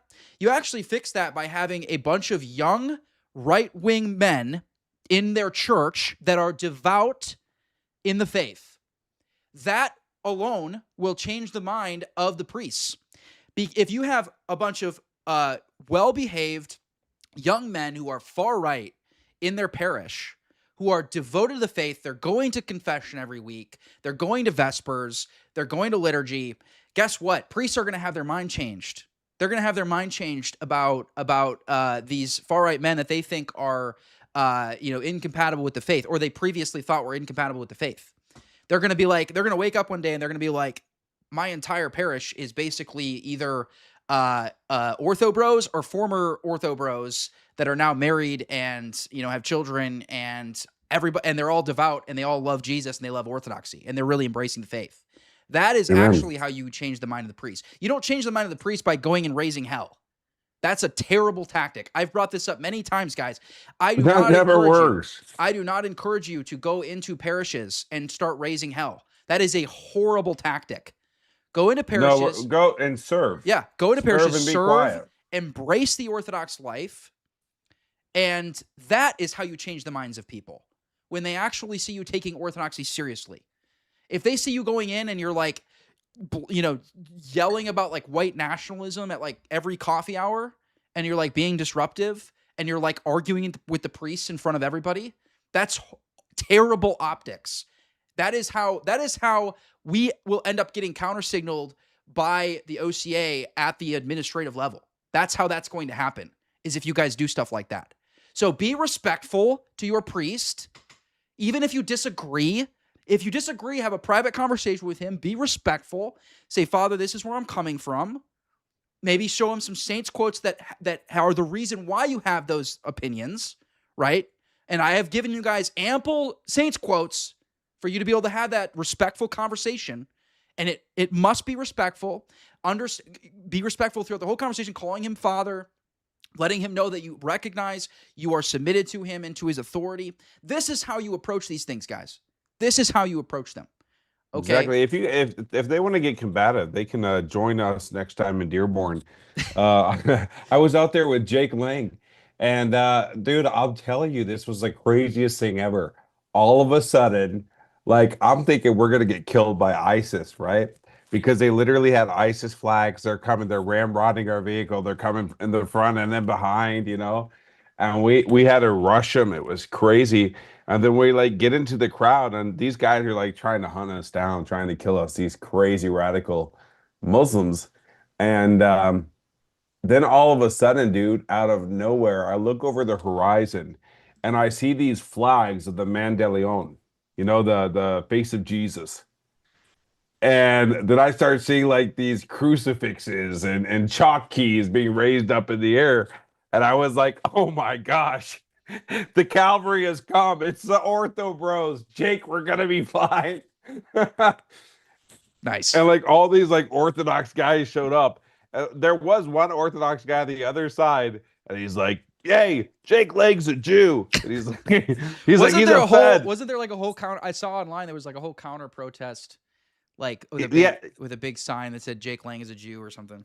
Yeah, I would say that was probably at least 5-6% of the crowd. Oh, really? Was counter protesters to Jake, and then like we had actual Nazis with wearing swastika armbands or whatever, geez. like neo-Nazis, and then they were counter protesting Jake as well. But like, yeah, we had ortho bros. We had one ortho bro guy who was like, "Hey, Jake Lang's a Jew. Jake Lang's a Fed. What are you guys doing?" You know. And then he went over to the other Orthodox guys. He's like, "Hey, you here to protest Jake Lang?" And they're like, "No, we're here to support him. Crusade," you know. Well, we are going to launch after we stabilize American demographics and we take back our nation. We are going to launch an Orthodox crusade into the Middle East. I had somebody tried calling in, and I was going to let you in if you wanted to have something to say, but I don't know where he went. But anyways, yeah. we'll get back to the debate here, and if someone wants to call in to debate or if they have thoughts, you're welcome to call in, guys. The link is pinned in the comments, and also please like the live and subscribe as always. I don't want to say better or whatever it is, but that really makes you feel good. Yeah, it does actually. Great. So that's good to know. I will go back to what I actually believe in, which is talking about the facts. So without the emotional, I still haven't. I haven't still understand from you. If we dropped 70 to 80%, if we destroyed 70 to 80% of the buildings in Gaza, why there isn't 70 to 80% dead Palestinians? Just this answer. That's it. That's the question. Yeah. Okay. Because, this like is I actually said the before, first time I've watched the debate. Israel dropped leaflets. Oh, really? Yeah. I'm curious what you say to this because my response is obviously like they're obviously not targeting just people, like they are targeting infrastructure too. Well, absolutely. You know what I mean? So yeah, it doesn't follow. It doesn't follow that just because 80% of the infrastructure is destroyed that you'd have 80% fatalities. That doesn't follow. Well, also, yeah, we know that they did like drop leaflets. They did do this stuff, and a lot of that's for PR or whatever, right? Because they can't look absolutely terrible because the world's holding them accountable to some degree, just like they can't mass starve them because the nations won't let them. Right. But yeah, so that's part of it. Yeah. Let people know where they were going to bomb, when they were going to bomb, what targets they were going after. And they did, in large part, try to avoid non-combatants, right? Mm-hmm. That I give to you. But the reality is they've still killed tens of thousands of children, women, elderly, aid workers, journalists. No, Israel. Yeah. Israel. And how'd that happen? Why? I'll tell you how it happened. Why? Because on October the 7th, okay, but Israeli intelligence and their military, they allowed for the attack from Hamas. Oh, okay. So now we're saying that Israel allowed it. Okay, got you. Of course. Listen, you cannot. By the way, there was literally a clip from Charlie Kirk recently that was talking about this very point. I don't know if you saw. It was like a new clip that's going viral from Charlie, where he literally was saying that a year before, like there was the basically prescription from Israel, like that they knew exactly what Hamas was going to do. And here I got a guest here. Let's see what they have to say. I have a couple guests. Kaiser, you're in.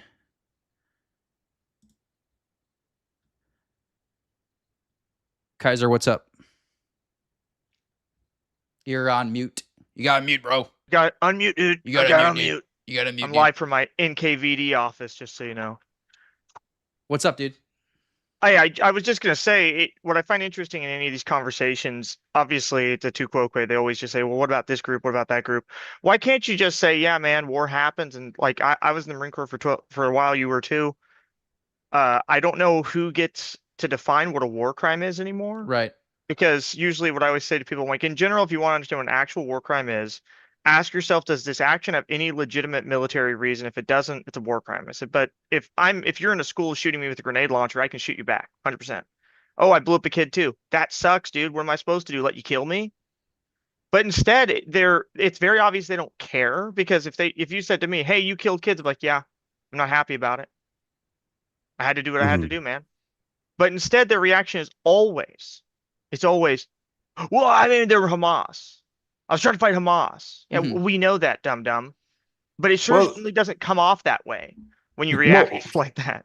we have on record as well, though, members of the ministry saying kill them now because they'll become Hamas later. And so when you have ministers of the government saying that, when you have members of the Knesset saying that, this goes back to like the intelligence question, right? What was the intelligence community doing before October 7th, leading up to October 7th? What was the military doing before October 7th, leading up to October 7th and October 7th? And now we know, right, that there was a stand down order. We actually have that information. It's verified. The patrols were told not to go out. Towers were down. All kinds of stuff was going on. And so they use this as an excuse to commit war crime. That's why they did it. They knew about the attack, and then they used that as an excuse. So, I mean, we had how many Israelis die on October 7th? Was it 200? Something like that. And so the counter to 200 is now 86,000. Okay, if we include the missing persons. Right. Okay, so that's war crimes right there. And when you blow up 80% of the infrastructure and you kill over 86,000 people, the majority of whom, 4 out of 5 being women and children, that's war crimes. That's genocide. And there's no other way to present it to the people. You can't just say, oh, this is war. This is what war looks like. No, war doesn't actually look like that, because when Israel wants to, when it's convenient for them, we'll take a look at what happened in Iran. When they were looking to take out specific leaders, they had controlled missiles. You put in the coordinates, and it goes directly into the apartment and just blows up the apartment where those leaders are in. They didn't want to do that. They wanted to carpet bomb the entire city. They wanted to make the people suffer, to remember for generations, okay, to imprint on a nation's memory what Israel is capable of, so that no one ever tries to lift a finger against them again. It's a show of force and a show of power. And it's exactly what we did to Germany when we bombed Dresden. We created the firestorm. Scholars say 25,000 people were burned alive, killed through the bombings. But the government of the time, the Third Reich, they said it was 250,000. Which I think if we take Dresden's population size and we also take into consideration the amount of refugees from Hamburg, from Berlin, and from the other cities that were there, you're looking at closer to 250,000 that were killed in the bombing of Dresden. And what did it do? I mean, they still have that in memoriam today in Germany. They still remember, and that's the fear. That's how they get the fear in you. Never be nationalistic again. Never be patriotic again. Never be one blood, one people again, because if you do, you will pay. So my family's from Germany. I actually had in the Netherlands, I had a family member who was in the SS Niederlande in World War II. How they were treated coming home was like they were put into camps. They were shot at by soldiers as jokes. All sorts of terrible things were done to them. But the point I always try and like on the Eastern Front, or he was the SS Nederland went Eastern Front. Most of the SS Nordland, SS Charlemagne was all Eastern or in Berlin at the end there. So like, because most of them just hated communism, right? Like we, as today, I always tell people, like, if you look at history, it's very hard not to presentism into things. I said, but there wasn't really a lot of dispute at that time if Danzig was German, right? That wasn't in dispute at that time. Everyone knew Danzig was a German city. That wasn't, they knew they spoke German. It wasn't a big deal. The same thing with the Sudetenland. That's why they didn't get as much flack for taking the Sudetenland. I'm like, it gets complicated because if you're an American today, you don't really have these long-standing cultural grievances with people, obviously, because you're an American. Like your first person you fought is apparently your ally now, right? You're allied with everybody, apparently, more or less in a way. And you don't have like these issues where like someone will say, well, they took Alsace. I'm like, well, my family's from Alsace, Thuringia, and we are Germans. If you go there today, the street signs are still in German, and the people still speak German there. The family I have that still lives there, last time I talked to him, and I talked to him pretty regularly, he joked and he said to me, hey, do you really want to be in the German part of France or the French part of Germany? And I laughed. I said, fair enough, dude. You'd rather. And he's like, see, we can make fun of the French now, but if we're in Germany, they're going to make fun of us for being too French because they're Catholic, among other things. But my point being, though, is like looking at the reaction again. It's like someone made this joke where they're like, you see, who was it? I think it was Ted Cruz who said, I wish that the Israel was better at optics. I'm like, well, they're just too arrogant is the problem. Like when you look at, for instance, I don't know if you'll watch, I love Raymond Ibrahim. He's a great guy. He's a little bit friendly to the Zios. A little friendly to the Zios. Yeah. I'll say, because did you see his interview with Bibi Netanyahu's brother? Oh, geez. No. It would. And again, like I'll give, I kind of have some sympathy, and this is the thing that sucks. And people, I think we have to be conscientious of some things. Obviously, if you're like a Copt, right, or you're or an apostate or something like that, you have this knee-jerk reaction to dislike everything Islamic, in the point where you go, oh no, Jews must be good too. It's like, no, wait, stop. You know, they're not both good. You know, right? They can both be bad. Yeah, I mean, I don't know any Copts that think the Jews are good. It actually happens. I'll be honest with you. I've worked in Egypt for 8 years. I'm friends with Baba Tewodros, who is the Pope of the Coptic Christians. I know him personally. I've received prayers and blessings from him, and him and I are in the same situation when it concerns Israel. Most Coptic Orthodox Christians do not like Israel, and I'll tell you why. I'll tell you why. Go back to Abdul Nasser, okay, to his presidency. During that time, we had the apparition of Zaytun. Right. This is like the only Marian apparition that I really kind of get behind and support, at least in the modern day. And he himself said to have seen it. So like this thing, the vitriolic hatred for Jews comes from that time period. So one of the most significant times when Israel is literally going to war against Egypt, Our Lady appears to the Christians and to the Muslims in Egypt. And so that kind of cemented it for a lot of people. Like the mother of God, the Theotokos, is with us. And I'll just tell you, there might be some here and there. And I'll tell you, there are some people in some of the larger Coptic organizations that for donation's sake, they will never say anything bad against Israel or Jewish people in general. But there's also a lot of like the OO community is very divided on a lot of issues. Like it's a mixed bag for sure. Like you'll have like parishes that are like even very like evangelical. And so like the notion that like there's some common sentiment, I think is not true.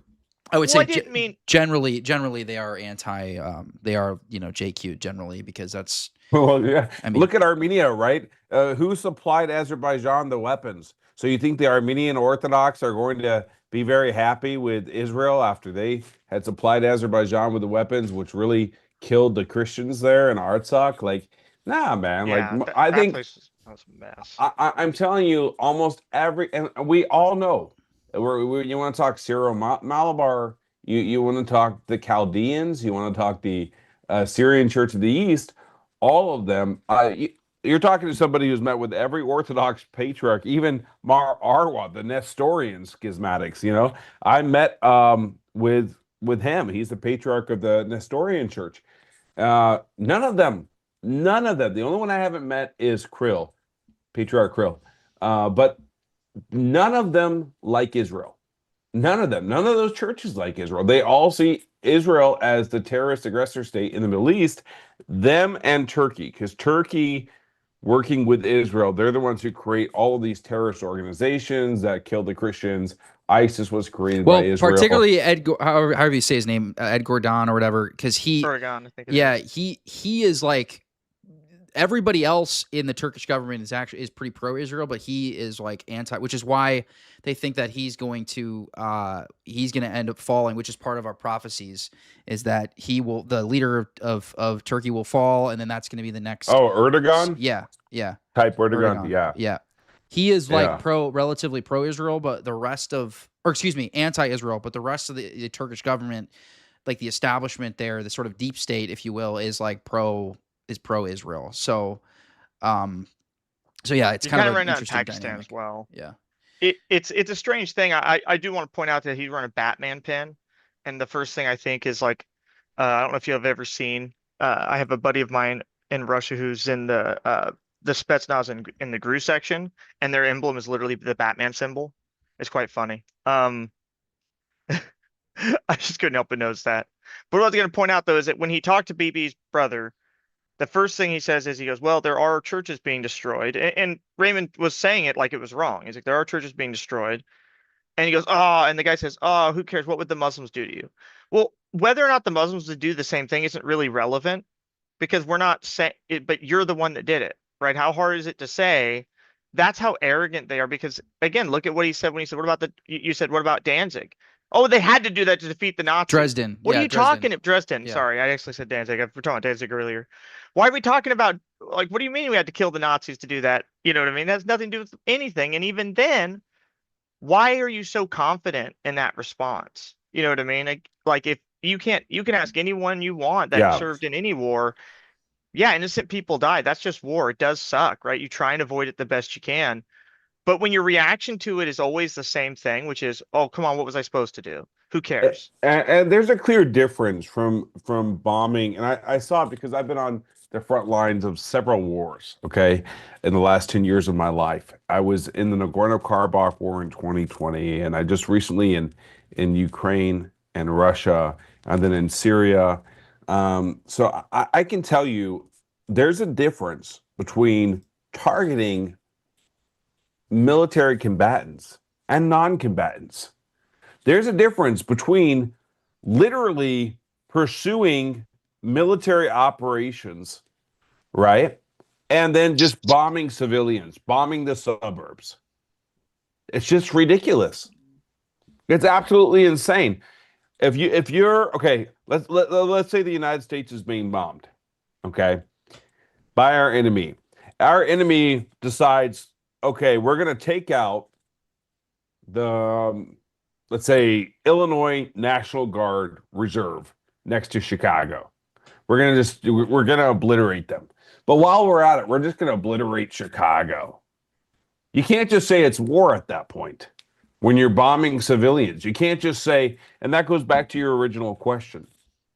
It's not just war, it's absolutely war crimes. That's the reasons why we created the UN. That's the reasons why we had the Nuremberg trials, quote unquote. It's just that so we can have accountability for these things. Yeah. Which, by the way, the Nuremberg trial was disgusting. Yeah, it was a joke. Yeah, it was a total joke how that was handled. But, well, I encourage people to look into the Katyn massacre, because that was the German Nazis were held accountable for that at Nuremberg. But now all historians, pretty much all historians, universally acknowledge that was actually the Soviets.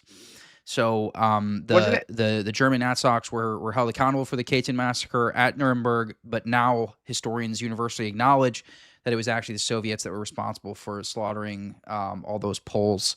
I got a Kaiser. You got anything else to say, Kaiser? Or I'm going to drop you for this other guest. You're good. You're good. I was just going to say. Don't forget. I believe was it Admiral Nimitz, who in the middle of the trial stood up and said, if you want to accuse all this of being a war crime, you may as well throw us all in prison.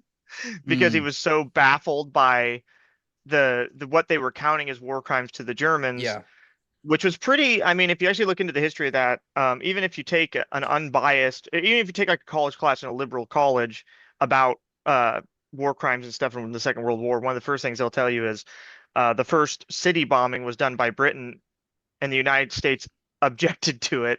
Yeah, they bombed against Munich. The Germans. Yeah, it's a very it's complicated. War's hard to understand, but it's like, again, If you asked me, someone I agreed with, and said, "Hey, all these kids died," I'd be like, "Wow, that's awful. It shouldn't happen. We need to avoid that." Yeah. Their reaction is always the same, which is, "Get over it, crybaby. What's the big deal?" It's like, okay, so you did mean to do it.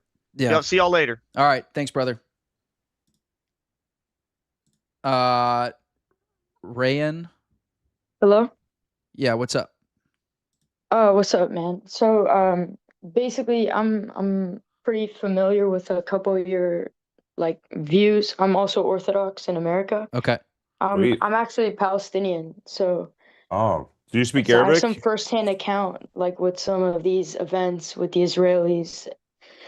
So, not to get like a crybaby story, but basically my family on my mother's side is originally from that area. They were expelled and sent to America. Well, they were expelled from their land, obviously, the Jews. During the first during the Nakba?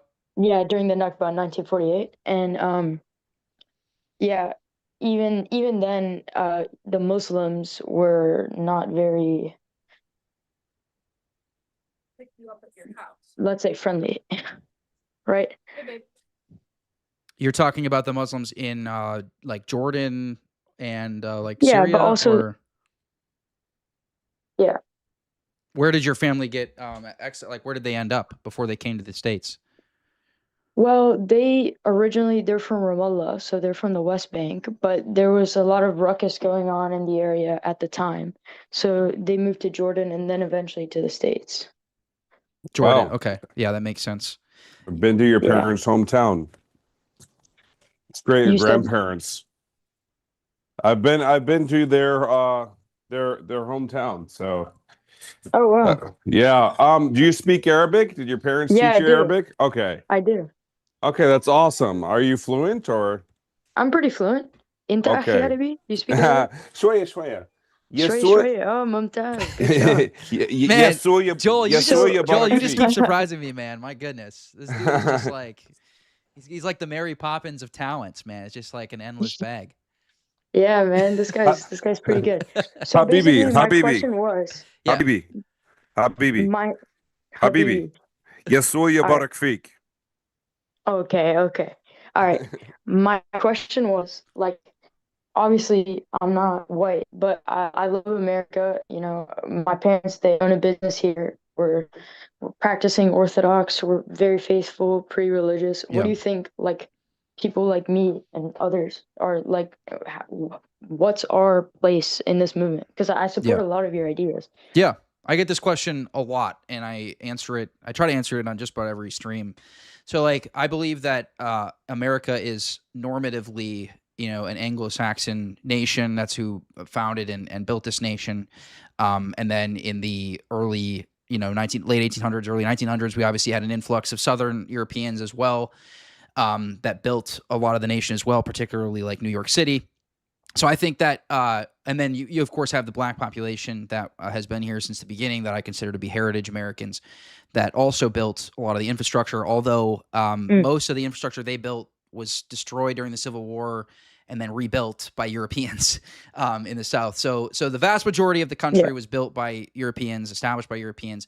So I think that it has, normatively, I believe in a supermajority of a European population with exceptions to the rule. So someone's got an echo. If you could maybe mute. Basically my answer is that someone like you can be an American and can be welcomed in this country, provided that you are loyal to America and that you assimilate to American culture and that you basically acknowledge that it is a primarily European nation. And that if it wasn't a primarily European nation, it wouldn't be America anymore. So I basically believe in a supermajority of Europeans. That does not mean I believe exclusively Europeans, but it does mean that that's the general rule. So there can be exceptions to the rule, but that doesn't change the rule. Does that make sense? Yeah, that makes sense. I actually agree a lot. Yeah. Thanks. Yeah, absolutely. I gotta go. All right. Thanks for the All talk, right, brother. bro. God bless. God bless. I get that question probably like every every day. Like people, like all these, a lot of the non-whites, like they really do support me. And actually, I was just talking about this with Womp because, you know, these sort of race worshipers that are on the that are like quote unquote far right, that are anti-Christian, they actually are a lot of the non-whites should actually support people like me and Womp and Joel, for example, who are, we don't actually have any hatred for like people that are not white. Like we just want our people to continue to exist. We want America to remain super majority European, because that was who founded and built this nation. That's this nation's identity. Just as Japan has a right to maintain super majority Japanese. Does that mean that non-Japanese can't live in Japan? No. And there's non-Japanese that do live in Japan, but they are still, their identity is still Japanese. That's the super majority of Japan, right? And this is the case for every single nation except for white nations. It only becomes problematic when it's a white majority nation. Now it's problematic to say what I just said, right? Now I'm a white supremacist because I believe that. It's nonsense. It's schizophrenic nonsense, right? And so there's nothing about my position that's hateful. I love all people equally because they are all equal in the sight of God. Does that mean that we are the same? No, there are distinctions. There are distinctions in the peoples and in the nations, and that is good and it is divinely prescribed. And guess what? God actually wants each and every nation to be prosperous. I've made this point about India. When we bring in the quote-unquote best and the brightest, that is actually antithetical to Christianity. Why? Because those people should be making India great. So we're taking the best and the brightest from India. Not only that, like statistically speaking, Indians aren't that bright. Well, but sure, the few good ones that they have, we're taking them. They're coming in. No, that's not true, Ben. That's not true. It's been proven the H-1B thing is a fraudulent scam. No, I agree with that. Like the 99% of those Indians that are coming here are India's dumbest. Sure, maybe that's true. But they have a couple extra. The high IQ Indians, they're buying degrees for $20. The high IQ Indians do leave. I'm not saying I'm very anti H-1B, obviously, but a lot of the high IQ Indians do leave. They don't stay in India, and I'm just using India as an example. Like this is true for any nation. Like the best of those nations are generally leaving. And that's a big reason why they turn into shitholes, is because and this is why the best and the brightest talking point is just a terrible talking point, and it's actually antithetical to Christianity, because God actually wants every nation to be prosperous. That is actually what God wants for every nation. And so, yeah, all this to say, it's actually just capitalism. It's actually just capitalist slop, the whole best and the brightest thing. Well, I mean, I brought your point up on the Wise Nuts podcast when we talked about the Armenian migration into America. Like the first sloth of it was all the refugees that came over. Originally, Woodrow Wilson wanted them to go back to Western Armenia. That was a plan to secure Greater Armenia. But then, like, the Turks sided with the Russian communists, and they had the Treaty of Lausanne, and they vetoed the Treaty of Severus, or didn't recognize it afterwards, and didn't follow through with their commitment. We didn't follow through with ours either, so the Armenians never got their land back. I mean, half of Turkey belongs to the Armenians. And long story short, they then had to plead a case because we were still operating under George Washington's 1795 Naturalization Act. So they had to plead their case that they were white in order to get citizenship in this country, which they did successfully. Yeah. They pleaded their case and they won successfully. I mean, what year was this? I can't pull out the actual case off the top of my head, but it was recently that Gavin Newsom basically overruled that and said, okay, we're classifying you now as MENA, which is Middle Eastern North African, which they're not even in that area geographically speaking. Like Armenians are from the Caucasus. Yeah, and Georgia, also they're Europeans. Well, now in like crime data, this is 1909. It looks like is what you're. In a federal court, Massachusetts explicitly ruled that Armenians originating from the Ottoman Empire were white in 1909. But what I was going to say is the Middle Eastern North Africans are actually lumped in with us for crime data, which greatly skews the crime data in America. And we know this because Northern European countries and a few Western European countries actually track the Middle Eastern and North Africans separately from the local population, and we see them. They are extremely disproportionate in all the crime data, right? They show up, radically disproportionate, along with Palestinian Muslims. I've made this point many times, guys. Palestinian Muslims, some of the worst people in the world. Up there with Somalis statistically when it comes to the crime data. They are significantly overrepresented everywhere they go. So the fact that we lump in the Middle Eastern North Africans, okay, let me give a caveat to this, Ben. Let me give a caveat because I'm not defending Islam. But as somebody who has worked extensively with Palestinians in Palestine, like I will say that my experience with the Palestinians was probably one of the best experiences I've had with any people group on the planet. And that's not an exaggeration. The first restaurant I walked into in Palestine, the restaurant owner completely paid for everything. He wouldn't even allow me to pay. He just said, "Bless you, welcome to Palestine, Habibi." And that was that. And anyway, so I thought it was really cool. And I decided to make a little video to promote his little restaurant, because it was like a kind gesture. I was always treated with smiles, the greatest hospitality. So I think there's something we have to look at here. When people are in their own country, before they're displaced. This is a W point right here. Yeah, this is a W point. Look at how a people behave when they're in their own home, when they're in their own nation. You displace these people, you disenfranchise them, and you expect them not to turn to crime, not to turn to violence. That's all they've known. Look what's been done to them. You know what I mean? Yeah. So I'm not trying to sound like a compassionate leftist here, but that's the reality. And it's the same thing for the Somali people. It's the same thing. You'll meet Somalis if you go to Hargeisa. Hold on. You might be losing me with this one. No. If you go to Hargeisa, which is Somaliland, it's not Somalia, which is a different animal, because we're dealing with 5 different tribes. That's the other thing. There are 5 main tribes among the Somalis, right? 3 tribes that they're predominantly within Somalia, not Somaliland. Those ones are crazy. They're violent, whatever. There's a lot of Italian influence. They will literally kill you for being white. Like that's how radical. No, 1000%. You cannot I don't recommend any white person to ever go visit Mogadishu, for example. But Hargeisa, on the other hand, in Somaliland, you will have an amazing time. You'll get to experience authentic Somali culture. They're nonviolent. They're more welcoming to Christians. They were heavily influenced by Italians and the British, primarily the British. So a lot of them speak English there. There's still white people living in Hargeisa. Okay.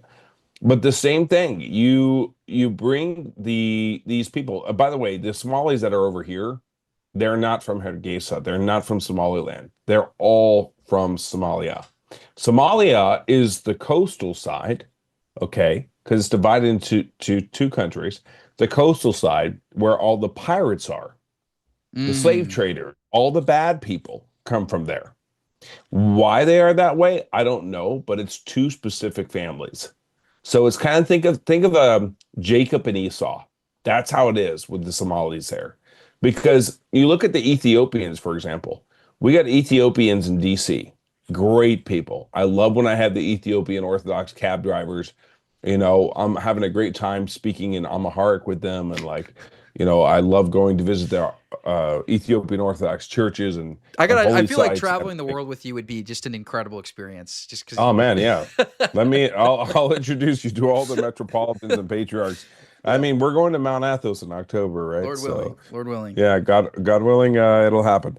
But anyway, long story short, the Ethiopians aren't that far removed from Somalians. A lot of Somalians have Ethiopian DNA, especially within Somaliland. So that's my defense for Somalis. I don't like their food. I don't really like their culture. Some of their music sounds cool, not gonna lie. But yeah, you're dealing with 5 different tribes. You're dealing. Interesting. It's no different than in the Middle East, right? Like the Syrian Muslims are the worst. They're way worse than Palestinians. 1,000% worse. Really? Well, they are up there. I 1,000%. will say, again, back to Northern Europe where they track this properly, the Syrians do show up. Actually, it might be Germany where they show up the most. I remember there's one of the nations that tracks it properly, and I remember seeing the Syrians are in the top 2 for their crime data as well. So yeah, that makes sense. That tracks. All right, should we get back to the debate? Lock in, bro. All right, let's do it. Hamas's responsibility. Let's be logically and morally consistent. What is Hamas's responsibility as the leader of Gaza? Let's be logically and morally consistent. I'm just asking you a simple question. What is Hamas's responsibility? They committed the attack. Let me What is their responsibility? If you allow for that to happen in order to engage in an all-out war, which is what I am convinced that happened, and Charlie Kirk was also convinced of this. What is your proof? This is my proof. Benjamin Netanyahu touts the fact that Israel has the greatest intelligence operation and intelligence community in the world, on the planet, and that is one of the reasons why. Hold on, I'm so sorry. Let me finish. Oh, we allowed Hamas to massacre us. I've never heard anyone else make this point. By the way, I make this point all the time. This is the first time I've heard someone bring it up in debate. No, you can't have both. Yeah. Either you have the greatest intelligence community on the planet, or your intelligence community completely sucks. Because there's no way that on October 7th. You allow for a few ragtag, it was like not even that many Hamas guys to fly over in paragliders and just commit a massacre. Yeah. How does that ever happen? That, and also, how does that ever happen? And the military, there was 0 military operations along the border. They didn't have any of the patrols. They should have 6 patrols going out a day. They didn't have any patrols going out at all. Crazy. And then the other thing too, the other sort of like point on, in addition to this, is like the precision in which their intelligence community is able to operate with, and yet they have to be belligerent in their methodology in their destruction of Gaza because Hamas is outsmarting their intelligence community. Like, really? So you have to blow up 80% of the strip to get, a couple, what? How many Hamas fighters are there these days? What are they saying? Tens of thousands of fighters. You have to blow up the entire freaking strip. You guys don't have the intelligence ability to operate with precision. Are you kidding me? I mean, if you look at some of the Mossad ops that they've been able to accomplish, and the precision in which they're able to accomplish it with, and yet they have to just annihilate all of these civilian populations in Lebanon. And in the Gaza Strip, it makes no sense. Both of those things can't be true. They can't both be true, right? Either you guys don't have the ability to operate with precision, or you do and you're choosing not to, right? And you're choosing to just annihilate it because you just don't care. And that's actually what John Kiriakou says. John Kiriakou says that's how they operate. They have the ability. It's not that they don't have the ability. It's that they choose not to.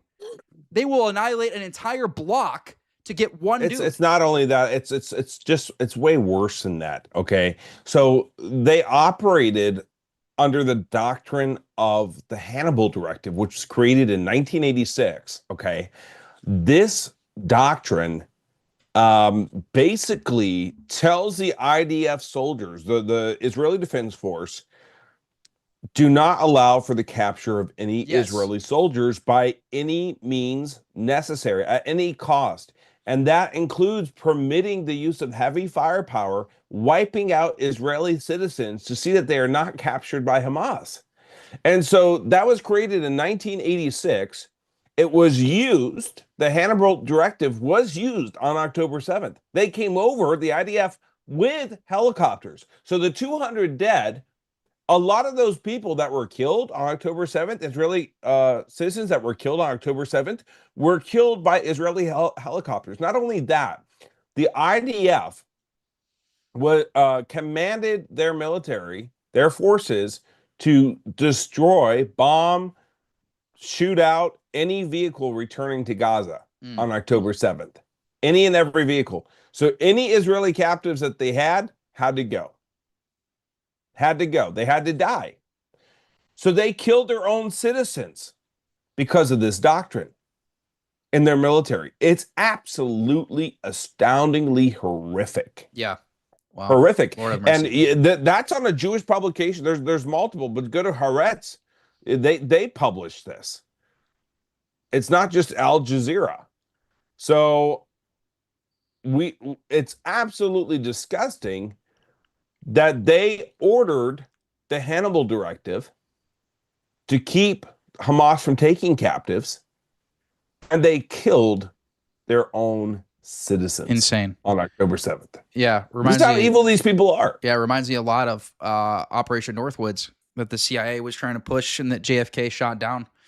That was exactly what they were trying to do with Cuba with the false flags. And yeah, that's it's how these people operate, you know, and it's disgusting. Women. Hold on, let me finish. Yeah. There's actually an internal Don't interrupt. investigation being done by the Israeli government. Really? To right now on the Hannibal Directive that was ordered on October 7th. Crazy. I'm really Don't sorry for that. interrupt. Hamas, So we talked would about like modus to operandi, apologize for mode of allowing operation. you to That's come it. and massacre us, Habibi. Listen, You see, you understand the mentality and the sick, Is he twisted crying? mind. it's easy. Dude, is he crying? Looks like he's Wow. crying. So easy. Hamas comes in and you blame I Israel. messed just a him little- up, dude. His brain was effed. Holocaust. It's just a little sacrifice in Wow, order to little justify sacrifice. an But all-out so war. what's Now, your, let me what's say your, this. What's your The comment United on Hamas? States. Do you have any let comment me on finish. Hamas? Yes. What are they a Let- terrorist organization? Yes, they are. So you do believe what they did was a terrorist act? I do believe. Okay, I really hope. I'm just waiting. 1,000%. I'm just Hamas waiting for is the a other- terrorist for the others ones organization. to, October 7th was a terrorist act. The United States, But it's the Israel's United responsibility. States, the reasons why we are the greatest supporter of Israel is because they provide the greatest intelligence in the region to the United States. Not Egypt, not Amman, but Israel. Okay? This is the reason why we are allied with Israel. And you're telling me that the greatest intelligence organization on the face of the planet, I mean, Netanyahu brags about it, and this is the reason why we have a brokered deal, diplomacy with Israel. They did not know in advance that these people were going to attack Can you on pause it for a October second? 7th, Yeah. that Hamas was. So I'm reading something on the electronic intifada. It says Israeli troops were ordered to shoot and kill captive Israeli citizens on the 7th of October 2023. Israel's then defense minister admitted this week the order to carry out Israel's so-called Hannibal Directive was issued tactically and in various places, quote unquote, next to Gaza. You cut out, brother. A problem, he continued. Questioning Galant, journalist Amit Segal clarified for viewers that the Hannibal Directive says to shoot to kill when there is a vehicle containing an Israeli hostage. A characterization Galant did not contest. Galant was speaking in his first interview with Israeli television since being fired in November. That's crazy. Yeah, they tell on themselves. They don't even hide it.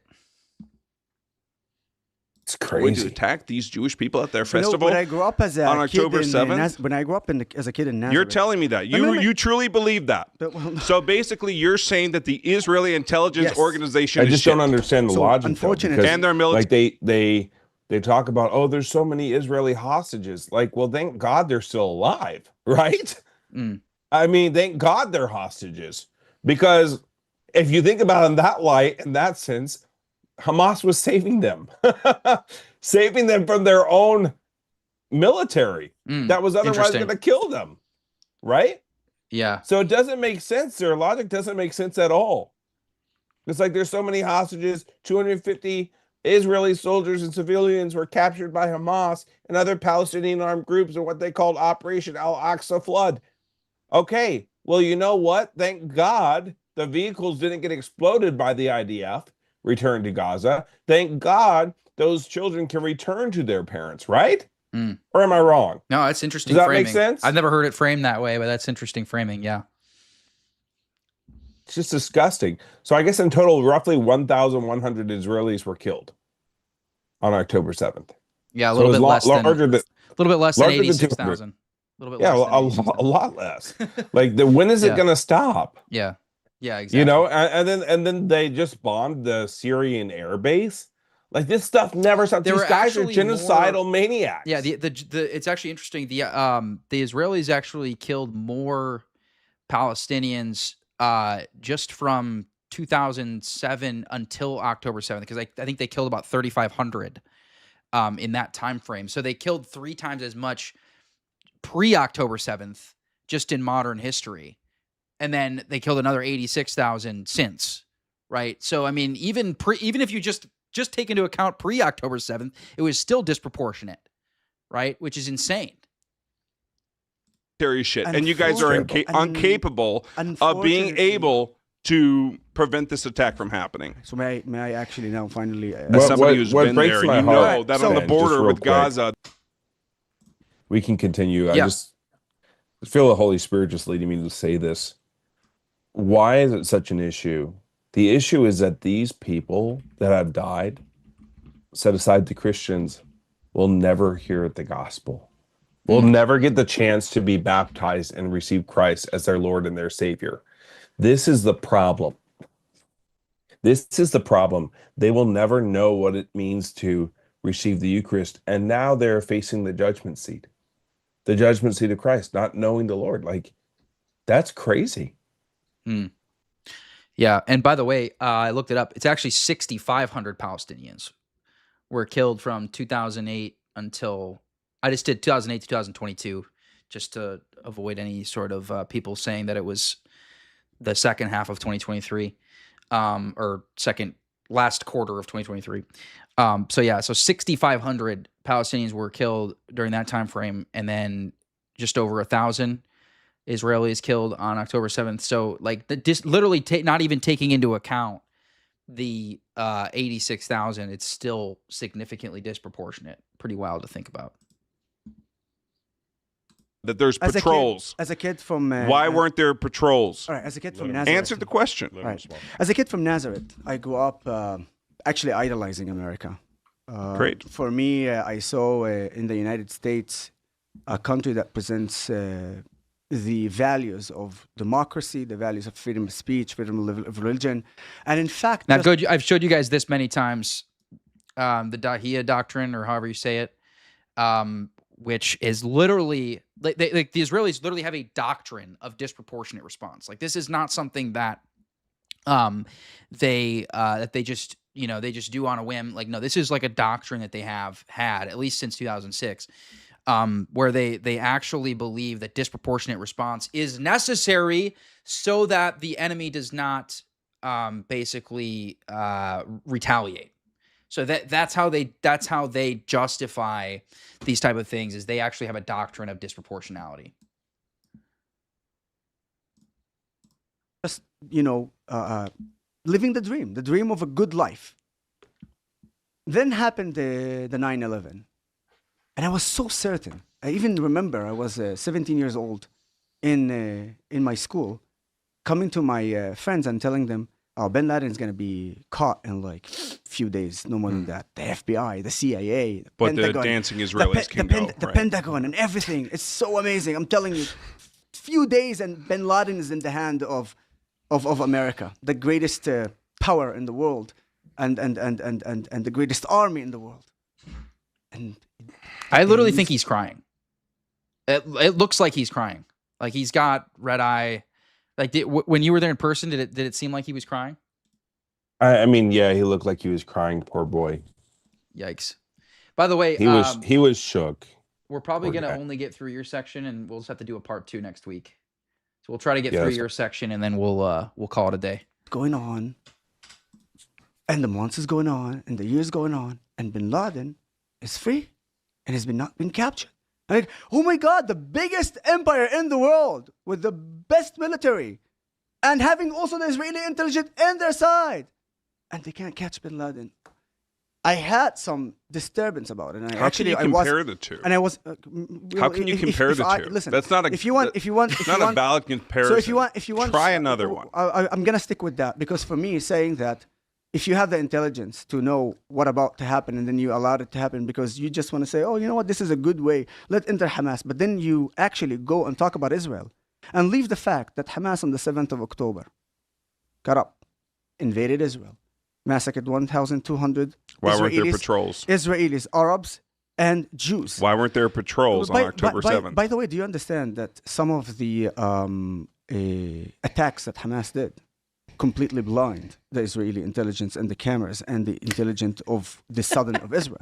And this is part of what we need to investigate. And unfortunately, do political issues, shit, dude. we haven't yet. How did this basically third world military sect, like they were able to cripple the greatest intelligence community and one of the best militaries per capita in the world? Like, are you kidding me? This is what you expect us to believe?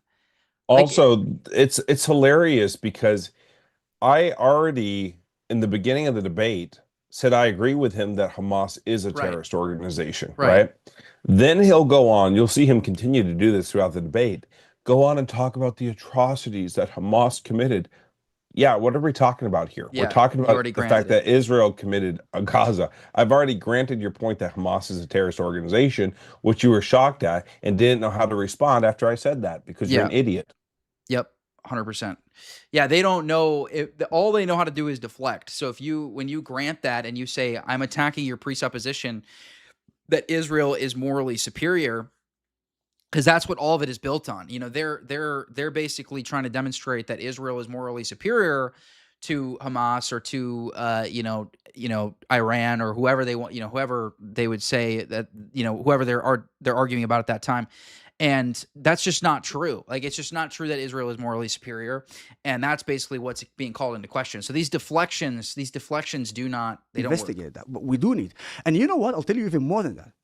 If we find out that there's a treason, and if we find out that people did deliberately things that they shouldn't have done, not only we should punish them, but as someone who has the mindset of a Middle Eastern, that was going to be my next question. Everyone who is actually took part, which we don't have yet any evidence of that, but if there is, they should be punished in the most extreme way, I say.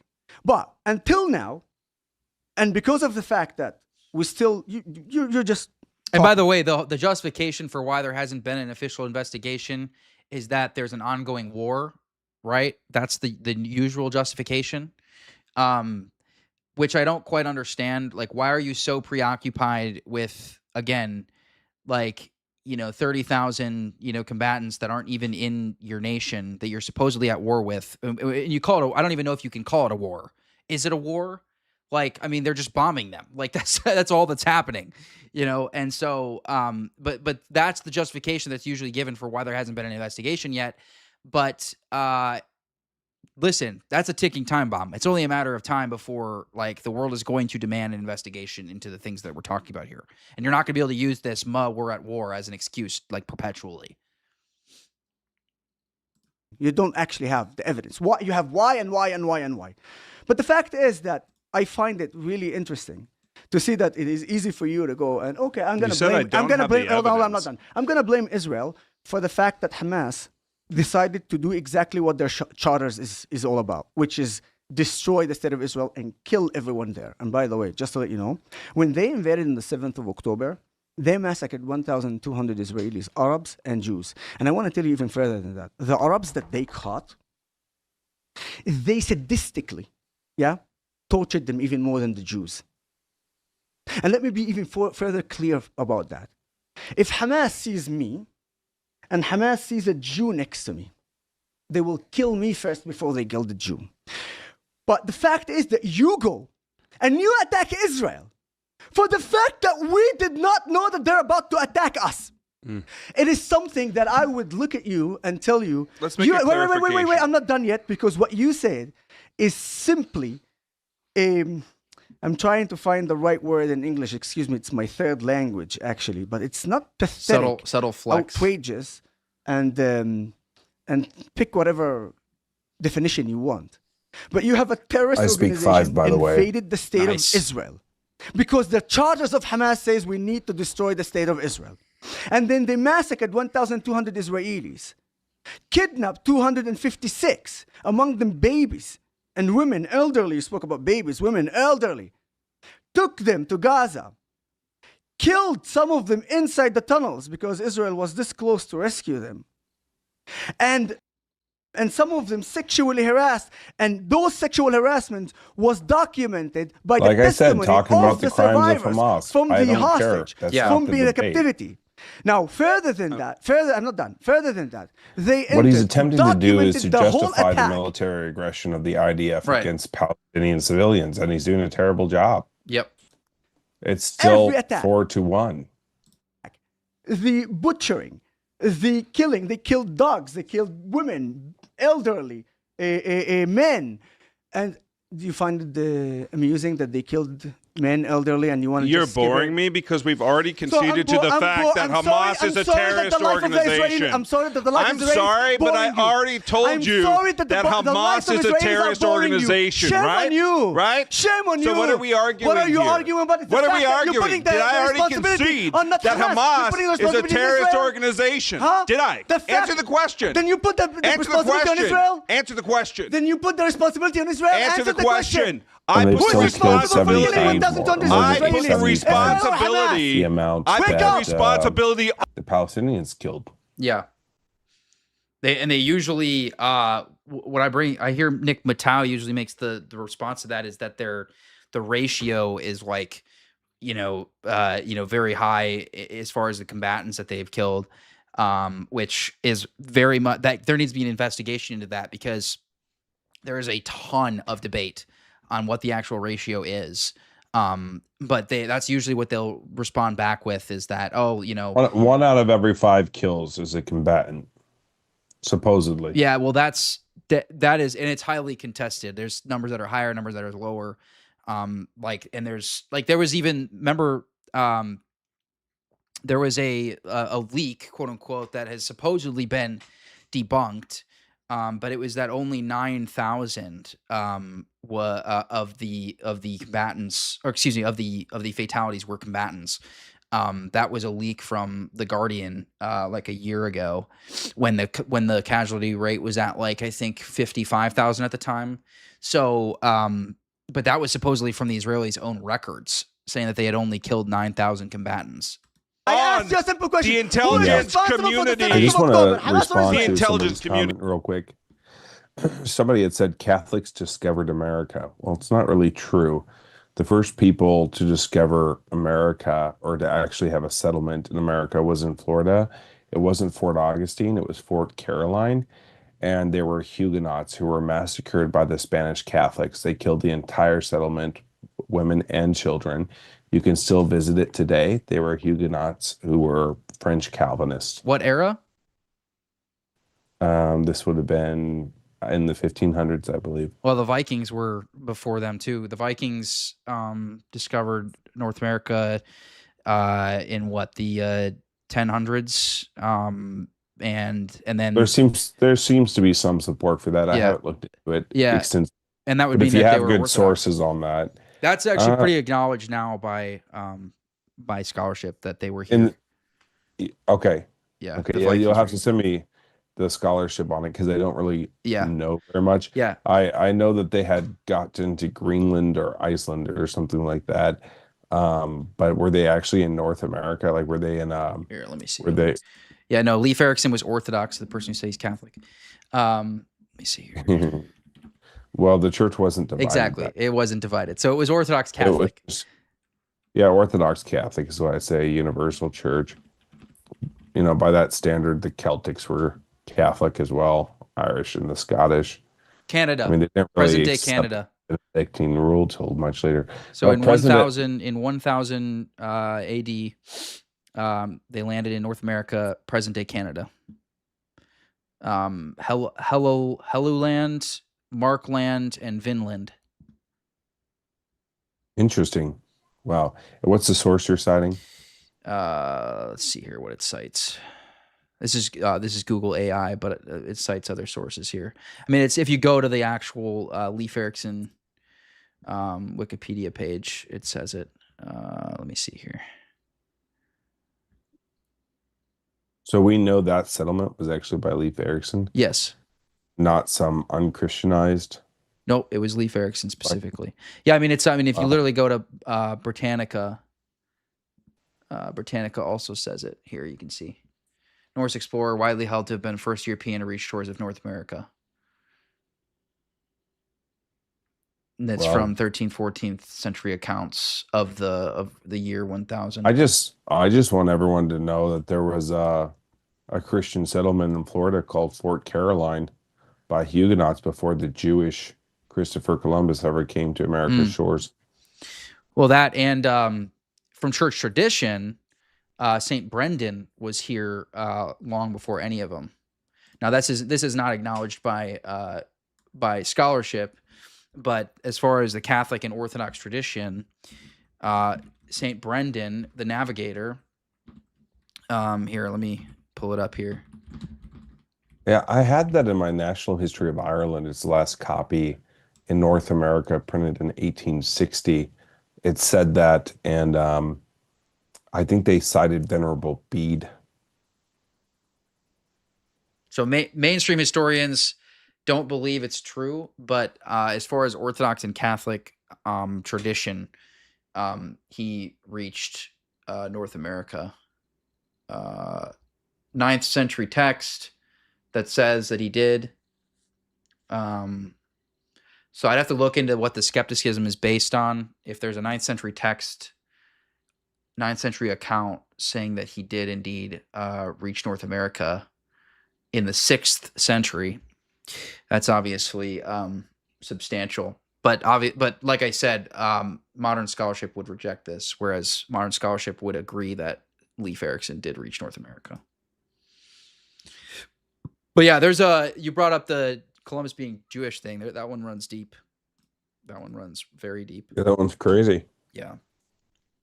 Not Israel, the intelligence community. Obviously, Benjamin Netanyahu needs to stay in power. So how can he do that without a war? Wait, hold on. Hamas who infiltrated, they're not to accuse. You accuse the Israeli intelligence. How stupid you are. So if the Mexicans right now, by their choice, the stupid comparison between 9/11 and invade California, October 7th. Yeah? That's what did it for me. Put in pressure and as a responsibility the American intelligence and not the cartel, for instance, who invaded and did that. So, you know, I can't. There would be an investigative committee. There would be an investigative committee immediately to investigate. Let me talk. Let me talk. There would be an investigative committee. The moderator needs to jump in more. This is like, I know the moderator was terrible on this debate. Yeah. Committee immediately to ask the question. He looks. Is he Jewish? He looks Jewish. Yeah. I mean, look at that. The moderator's Armenian. Oh, he's Armenian. Okay. That's Vem Miller. He's the guy who was accused of attempting to assassinate Trump. What? And he's Sean Kelly's moderator? Yeah. That is so random. Because it was a totally bogus thing. He had showed up to a rally. He's, two-time Trump voter, and he showed up to a rally in California, and they found a weapon in his car. What in the world? That's crazy that he that he's like just Sean Kelly's moderator. That's so random. That's like just I feel like that's so on brand for Sean Kelly though. He's a good debater too. You're going to tell me that Israel is responsible? Shame on you, man. Listen, shame on you. I like to give you 2.5 minutes of closing statements, and then you'll have 2.5 minutes. Great. Please don't talk over each other. No problem. Can you do that? Can you? Okay, that's the question. Can you? Well, that's your question. Can you? I can. Well, let's see after your 2.5 minutes. So let's see. Well, by the way, first of all, guys, don't interrupt. Statements, 2.5 minutes. He just proved he can't do it. 2.5 minutes. Man. It's my time. Please let him talk. Yeah. So the reality is, you made a very striking correlation or comparison between 9/11 and October 7th. Oh, trust me, it's not. Which is ridiculous. Secondly, I had earlier in the debate established that Hamas was a terrorist organization. He's such an idiot. And then I blame we Israeli all know who was intelligence, responsible for not 9/11, the the entirety dancing of Israelis. Israeli citizens. That's stupid. Secondly, after I had established that Hamas was a terrorist organization and that they committed atrocities on October 7th, you went on this diatribe, this monologue about the atrocities that Hamas has committed against Israelis. and begged the question if I thought that was justifiable. What's not justifiable is the fact that Israeli intelligence allowed for October 7th. 1,000%. Where's your proof? 1,000%. The fact that the military was told. Can I ask for a fact check? So what the fact check is telling me, it's giving me this kind of mixed thing, which it appeared earlier on, which it said that, yes, there was, they knew somewhat that it was coming, and here we go. So it's this contradicted. This is too broad of a statement. One sec, let me read this. Mm-hmm. Yeah, the mod got a lot of crap from every single person. So what is he using? Like Grok? Like what is he using to fact check? I don't know what they're using. They have their own AI that they use. Okay. It says there's too broad as stated. Official Israeli investigations and reportings do show major He does use intelligence Grok, I think. Okay. warning failures before October 7. So what it's basically saying is that there has been some intelligence, although your statement saying it's too absolute. I reclaim my time. I did not. Give him. I'm keeping time. He's got another minute. I'll give you give him as much as you want. The fact that he keeps spitting bullshit, it's good because after you just literally said he is 100% sure. That's why he said. That's it. It's the claim point. And now you have fact checked it and you said, listen, it's disputed. And this is all I want to say. There was intelligence failure. So Which it's kind of like it's intelligence failure. in the middle. It's they, in the they middle. attacked us. Someone said Jew quo que fallacy in the comments. Of course, there's intelligent failure. But what he's saying is that the responsibility of the attack is by the intelligence, not Hamas who attacked us. That's my problem. Okay. I'm going to give you 2.5 minutes to retort after he's done with his time. While my statement and former opinion is that the Israeli intelligence community purposefully failed. Okay. This yet does remain to be seen. And this is why I said in your example, if Mexico was to invade the United States, I said that the United States should form an investigative committee to investigate whether or not there was a stand down order. And that is what I think needs to happen for Israel. And it needs to happen by the United Nations. It needs to happen by the ICJ. I started this debate with sources, citations, and references. I discussed the reality that the United Nations has ruled that Israel has committed a genocide, but there have not been rulings from the ICC or ICJ as of yet. The investigation is ongoing. So we shall see what their ruling is. You responded that the UN is a biased organization that just hates Jewish people, that they're Israeli, but you forgot to mention that Israel happens to be a part of the UN, and so does the United States, which is the biggest supporter of Israel. So if it's a biased and corrupt organization, that doesn't really make sense. If it's an anti-Semitic organization, that doesn't make sense either. I think the reality is the United Nations is doing a wonderful job. I'm very happy with how it was formed, how it came into being, and I hope that they continue to press Israel on these issues and hold them accountable. I'll finish with this. The reality is Israel has not just this part's golden. Committed atrocities. I think you guys will get it. But they have real state issues. And those issues can be fixed with some progressive measures. Okay?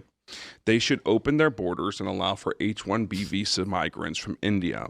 A lot of IDF soldiers The guy in the background laughing. Everyone was losing it. Sean was laughing too. Reverse Uno. Against Gaza. How about a little goy slop of your own? That they intermarry with either African Americans or with Indians to help support their population and increase their population. People have said that he was losing his Israel mind has how the dare, most liberal how dare abortion they tell laws, us to and they allow for diversify abortion. And I will say, equity inclusion for Israel. Listen, no way. listen. Let me finish. I'm going to give you longer time. I'm going to give you longer time to retort. Let me finish. So you guys will have a fair balance. I know. Let him finish. Joel, Let me finish. 30 seconds. If you could wrap it up in 30 seconds, please. I support the Jewish women's right to choose. It's not something I want for America, but if that's what they want, gay rights in Israel is very, very important. How is that Israel is not committing genocide in Gaza, dude? Let me finish. Dude, listen. Israel is not committing genocide. Israel is fighting defensive war against Hamas. Because there are gay When people you're that talking are about part gay- of the idea. Dude, come on, man. You see, Listen, I hope the LGBTQ community expands in Israel as well. Come on. Oh, Come man. We on. need Pissed more him off. He was so multiculturalism great and that after diversity in this. Israel, and Right, bro. Israel needs a better cuisine. So we need some curry chicken in Tel So Aviv true. ASAP. Bro, yeah. Chicken tikka masala. I'm giving you. Tell Piers Morgan he can go to Tel Aviv to get his chicken tikka masala. 3.5 minutes because he went longer. Yeah. Okay. How do you recover from this bullshit? So, let's do something like this. I'm gonna actually have those 3.5 minutes to solely speak about the topic itself because I think that the audience deserve to understand and realize the truth here and not the nonsense that we've been going through in between each other. The simple fact is Israel is not committing a genocide. And in fact, by a definition, if Israel dropped the leaflets and if they had targeted, if it cannot be a genocide by definition. So by definition, in the definition of genocide, when Israel does that, you cannot say that Israel is committing a genocide based on the legal definition. But legal definitions doesn't matter for people like this, for useful idiots who just want to prompt their ideas. Legal definition from the UN, which he literally just said is corrupt. So, again, which I already gave, which proves my point. Yeah. The UN doesn't. Yeah, so the UN, which is where he gets his definition of genocide, has said it's a genocide. And he doesn't accept it. For 3.5 minutes, I listened to your bullshit about gays, about LGBTQ, about abortion, and about marrying Indians. Continue. Let's Now go. you Someone need in to the chat stop said and talk about cognitive genocide in dissonance Gaza. was a You're person. racist against Indians. Okay. Be pretty, and shut up. Okay? Now, because you say that you're pretty, right? I So be am. pretty You and Be shut up. pretty and Now, shut another up. thing is, Oh, man. the bottom line is I am pretty. any normal person who looks about the definition of genocide, which is the intent to literally target and erase people. In part or whole. Now, in part or in whole. Now, I will, in 30 seconds, show you how it's far from being that. I would have, if you would have allowed me and answered the questions that I said when I said 75,000. He thinks he's got a Now, you gotcha say here. 11,000. I'm going to tell you It's hilarious. again what Hamas is saying. So Hamas is saying 75,000 dead Palestinians in the last 1,000 days. That's what Hamas said. Israel saying It's actually not just what Hamas. I mean, there's been Israeli and third-party sources that have acknowledged that number too. Like they always paint it as like, oh, it's just Hamas. Like, no, that's pretty much universal. Yeah, they all. Yeah, exactly. Stop saying Al Israel is Jazeera. saying Stop citing Al that- Jazeera. And I'm going to take the lower estimate of what they're saying, because some sources are saying 25,000 members of Hamas were killed, eliminated. I'm going to go with the 20,000, okay? So 20,000 dead Hamas terrorists, and then you have 75,000 Palestinians in general. Every year, with or without war, 5,000 Palestinians dies from natural diseases, okay?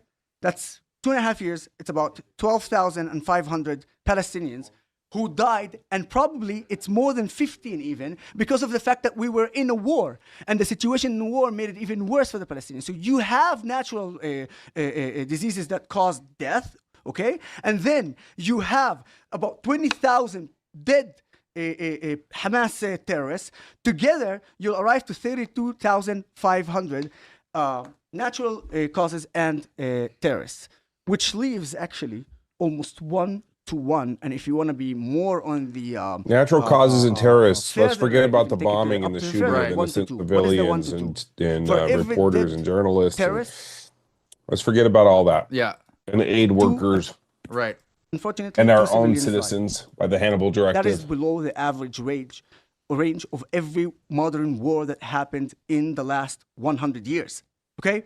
Now, based on the 1 to 2, and based on the fact on the 1 to 2. that we destroyed 70 to 80% of the buildings in Gaza. Yet there is no 70 to 80% This dead guy comes up Palestinians. We dropped He's just basically statistics in his these head. numbers are just being like pulled out of his ass at this point. 200K bombs on Gaza, on Hamas, on their infrastructures, on their tunnels, on their terror activities. And yet, Look at his veins popping they in his have neck. over The 2 guy's having million a Gazas living in Gaza. conniption That fit. is the simple truth, okay? Therefore, anyone who calls this a Poor genocide, guy. one, does not know the definition of I genocide. mentally drained him. Yeah. Yep. He had to look at my pretty face and lose all of his energy. It's a useful... It's the Aryan physiognomy that just makes him seethe. We're just not on the same Just level Hamas of looks. narrative. It's that weak, no more than sexy. that. And three, if you put responsibility on Israel for not stopping an attack and not actually pointing on the attacker, who in their charter are saying, we are coming here to destroy Israel.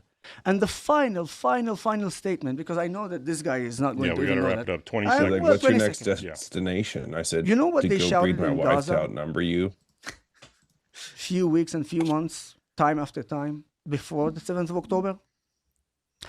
خيبر خيبر يا يهود جيش محمد سوف يعود. I'm sure you know what it is, right? You were in Gaza, correct? What is it? Why do you think they respond with that? What is it? When First all of of Gaza is destroyed. First of all, say, You're not supposed to first of all, say ask what is questions in what your is خيبر closing خيبر يا statement, يهود by the way. جيش محمد سوف يعود. Go ahead. You can say I have no idea. It's okay. We got to wrap it up. So just We'll wrap it retort and then Oh, what do your you final statement's 10 seconds and then 10 seconds and we got to wrap it up. 10 seconds. I'll say this. This moderator sucks. Not only is the Israeli military attacking Palestinian Arabs, okay, Muslims, they're attacking Christians as well. Yeah, 3 seconds. In Lebanon, Syria, so everywhere. Happy. Oh, I'm so happy that you actually. So happy. All right, I'll give you 20 seconds. We got to wrap it up. Thank you very much.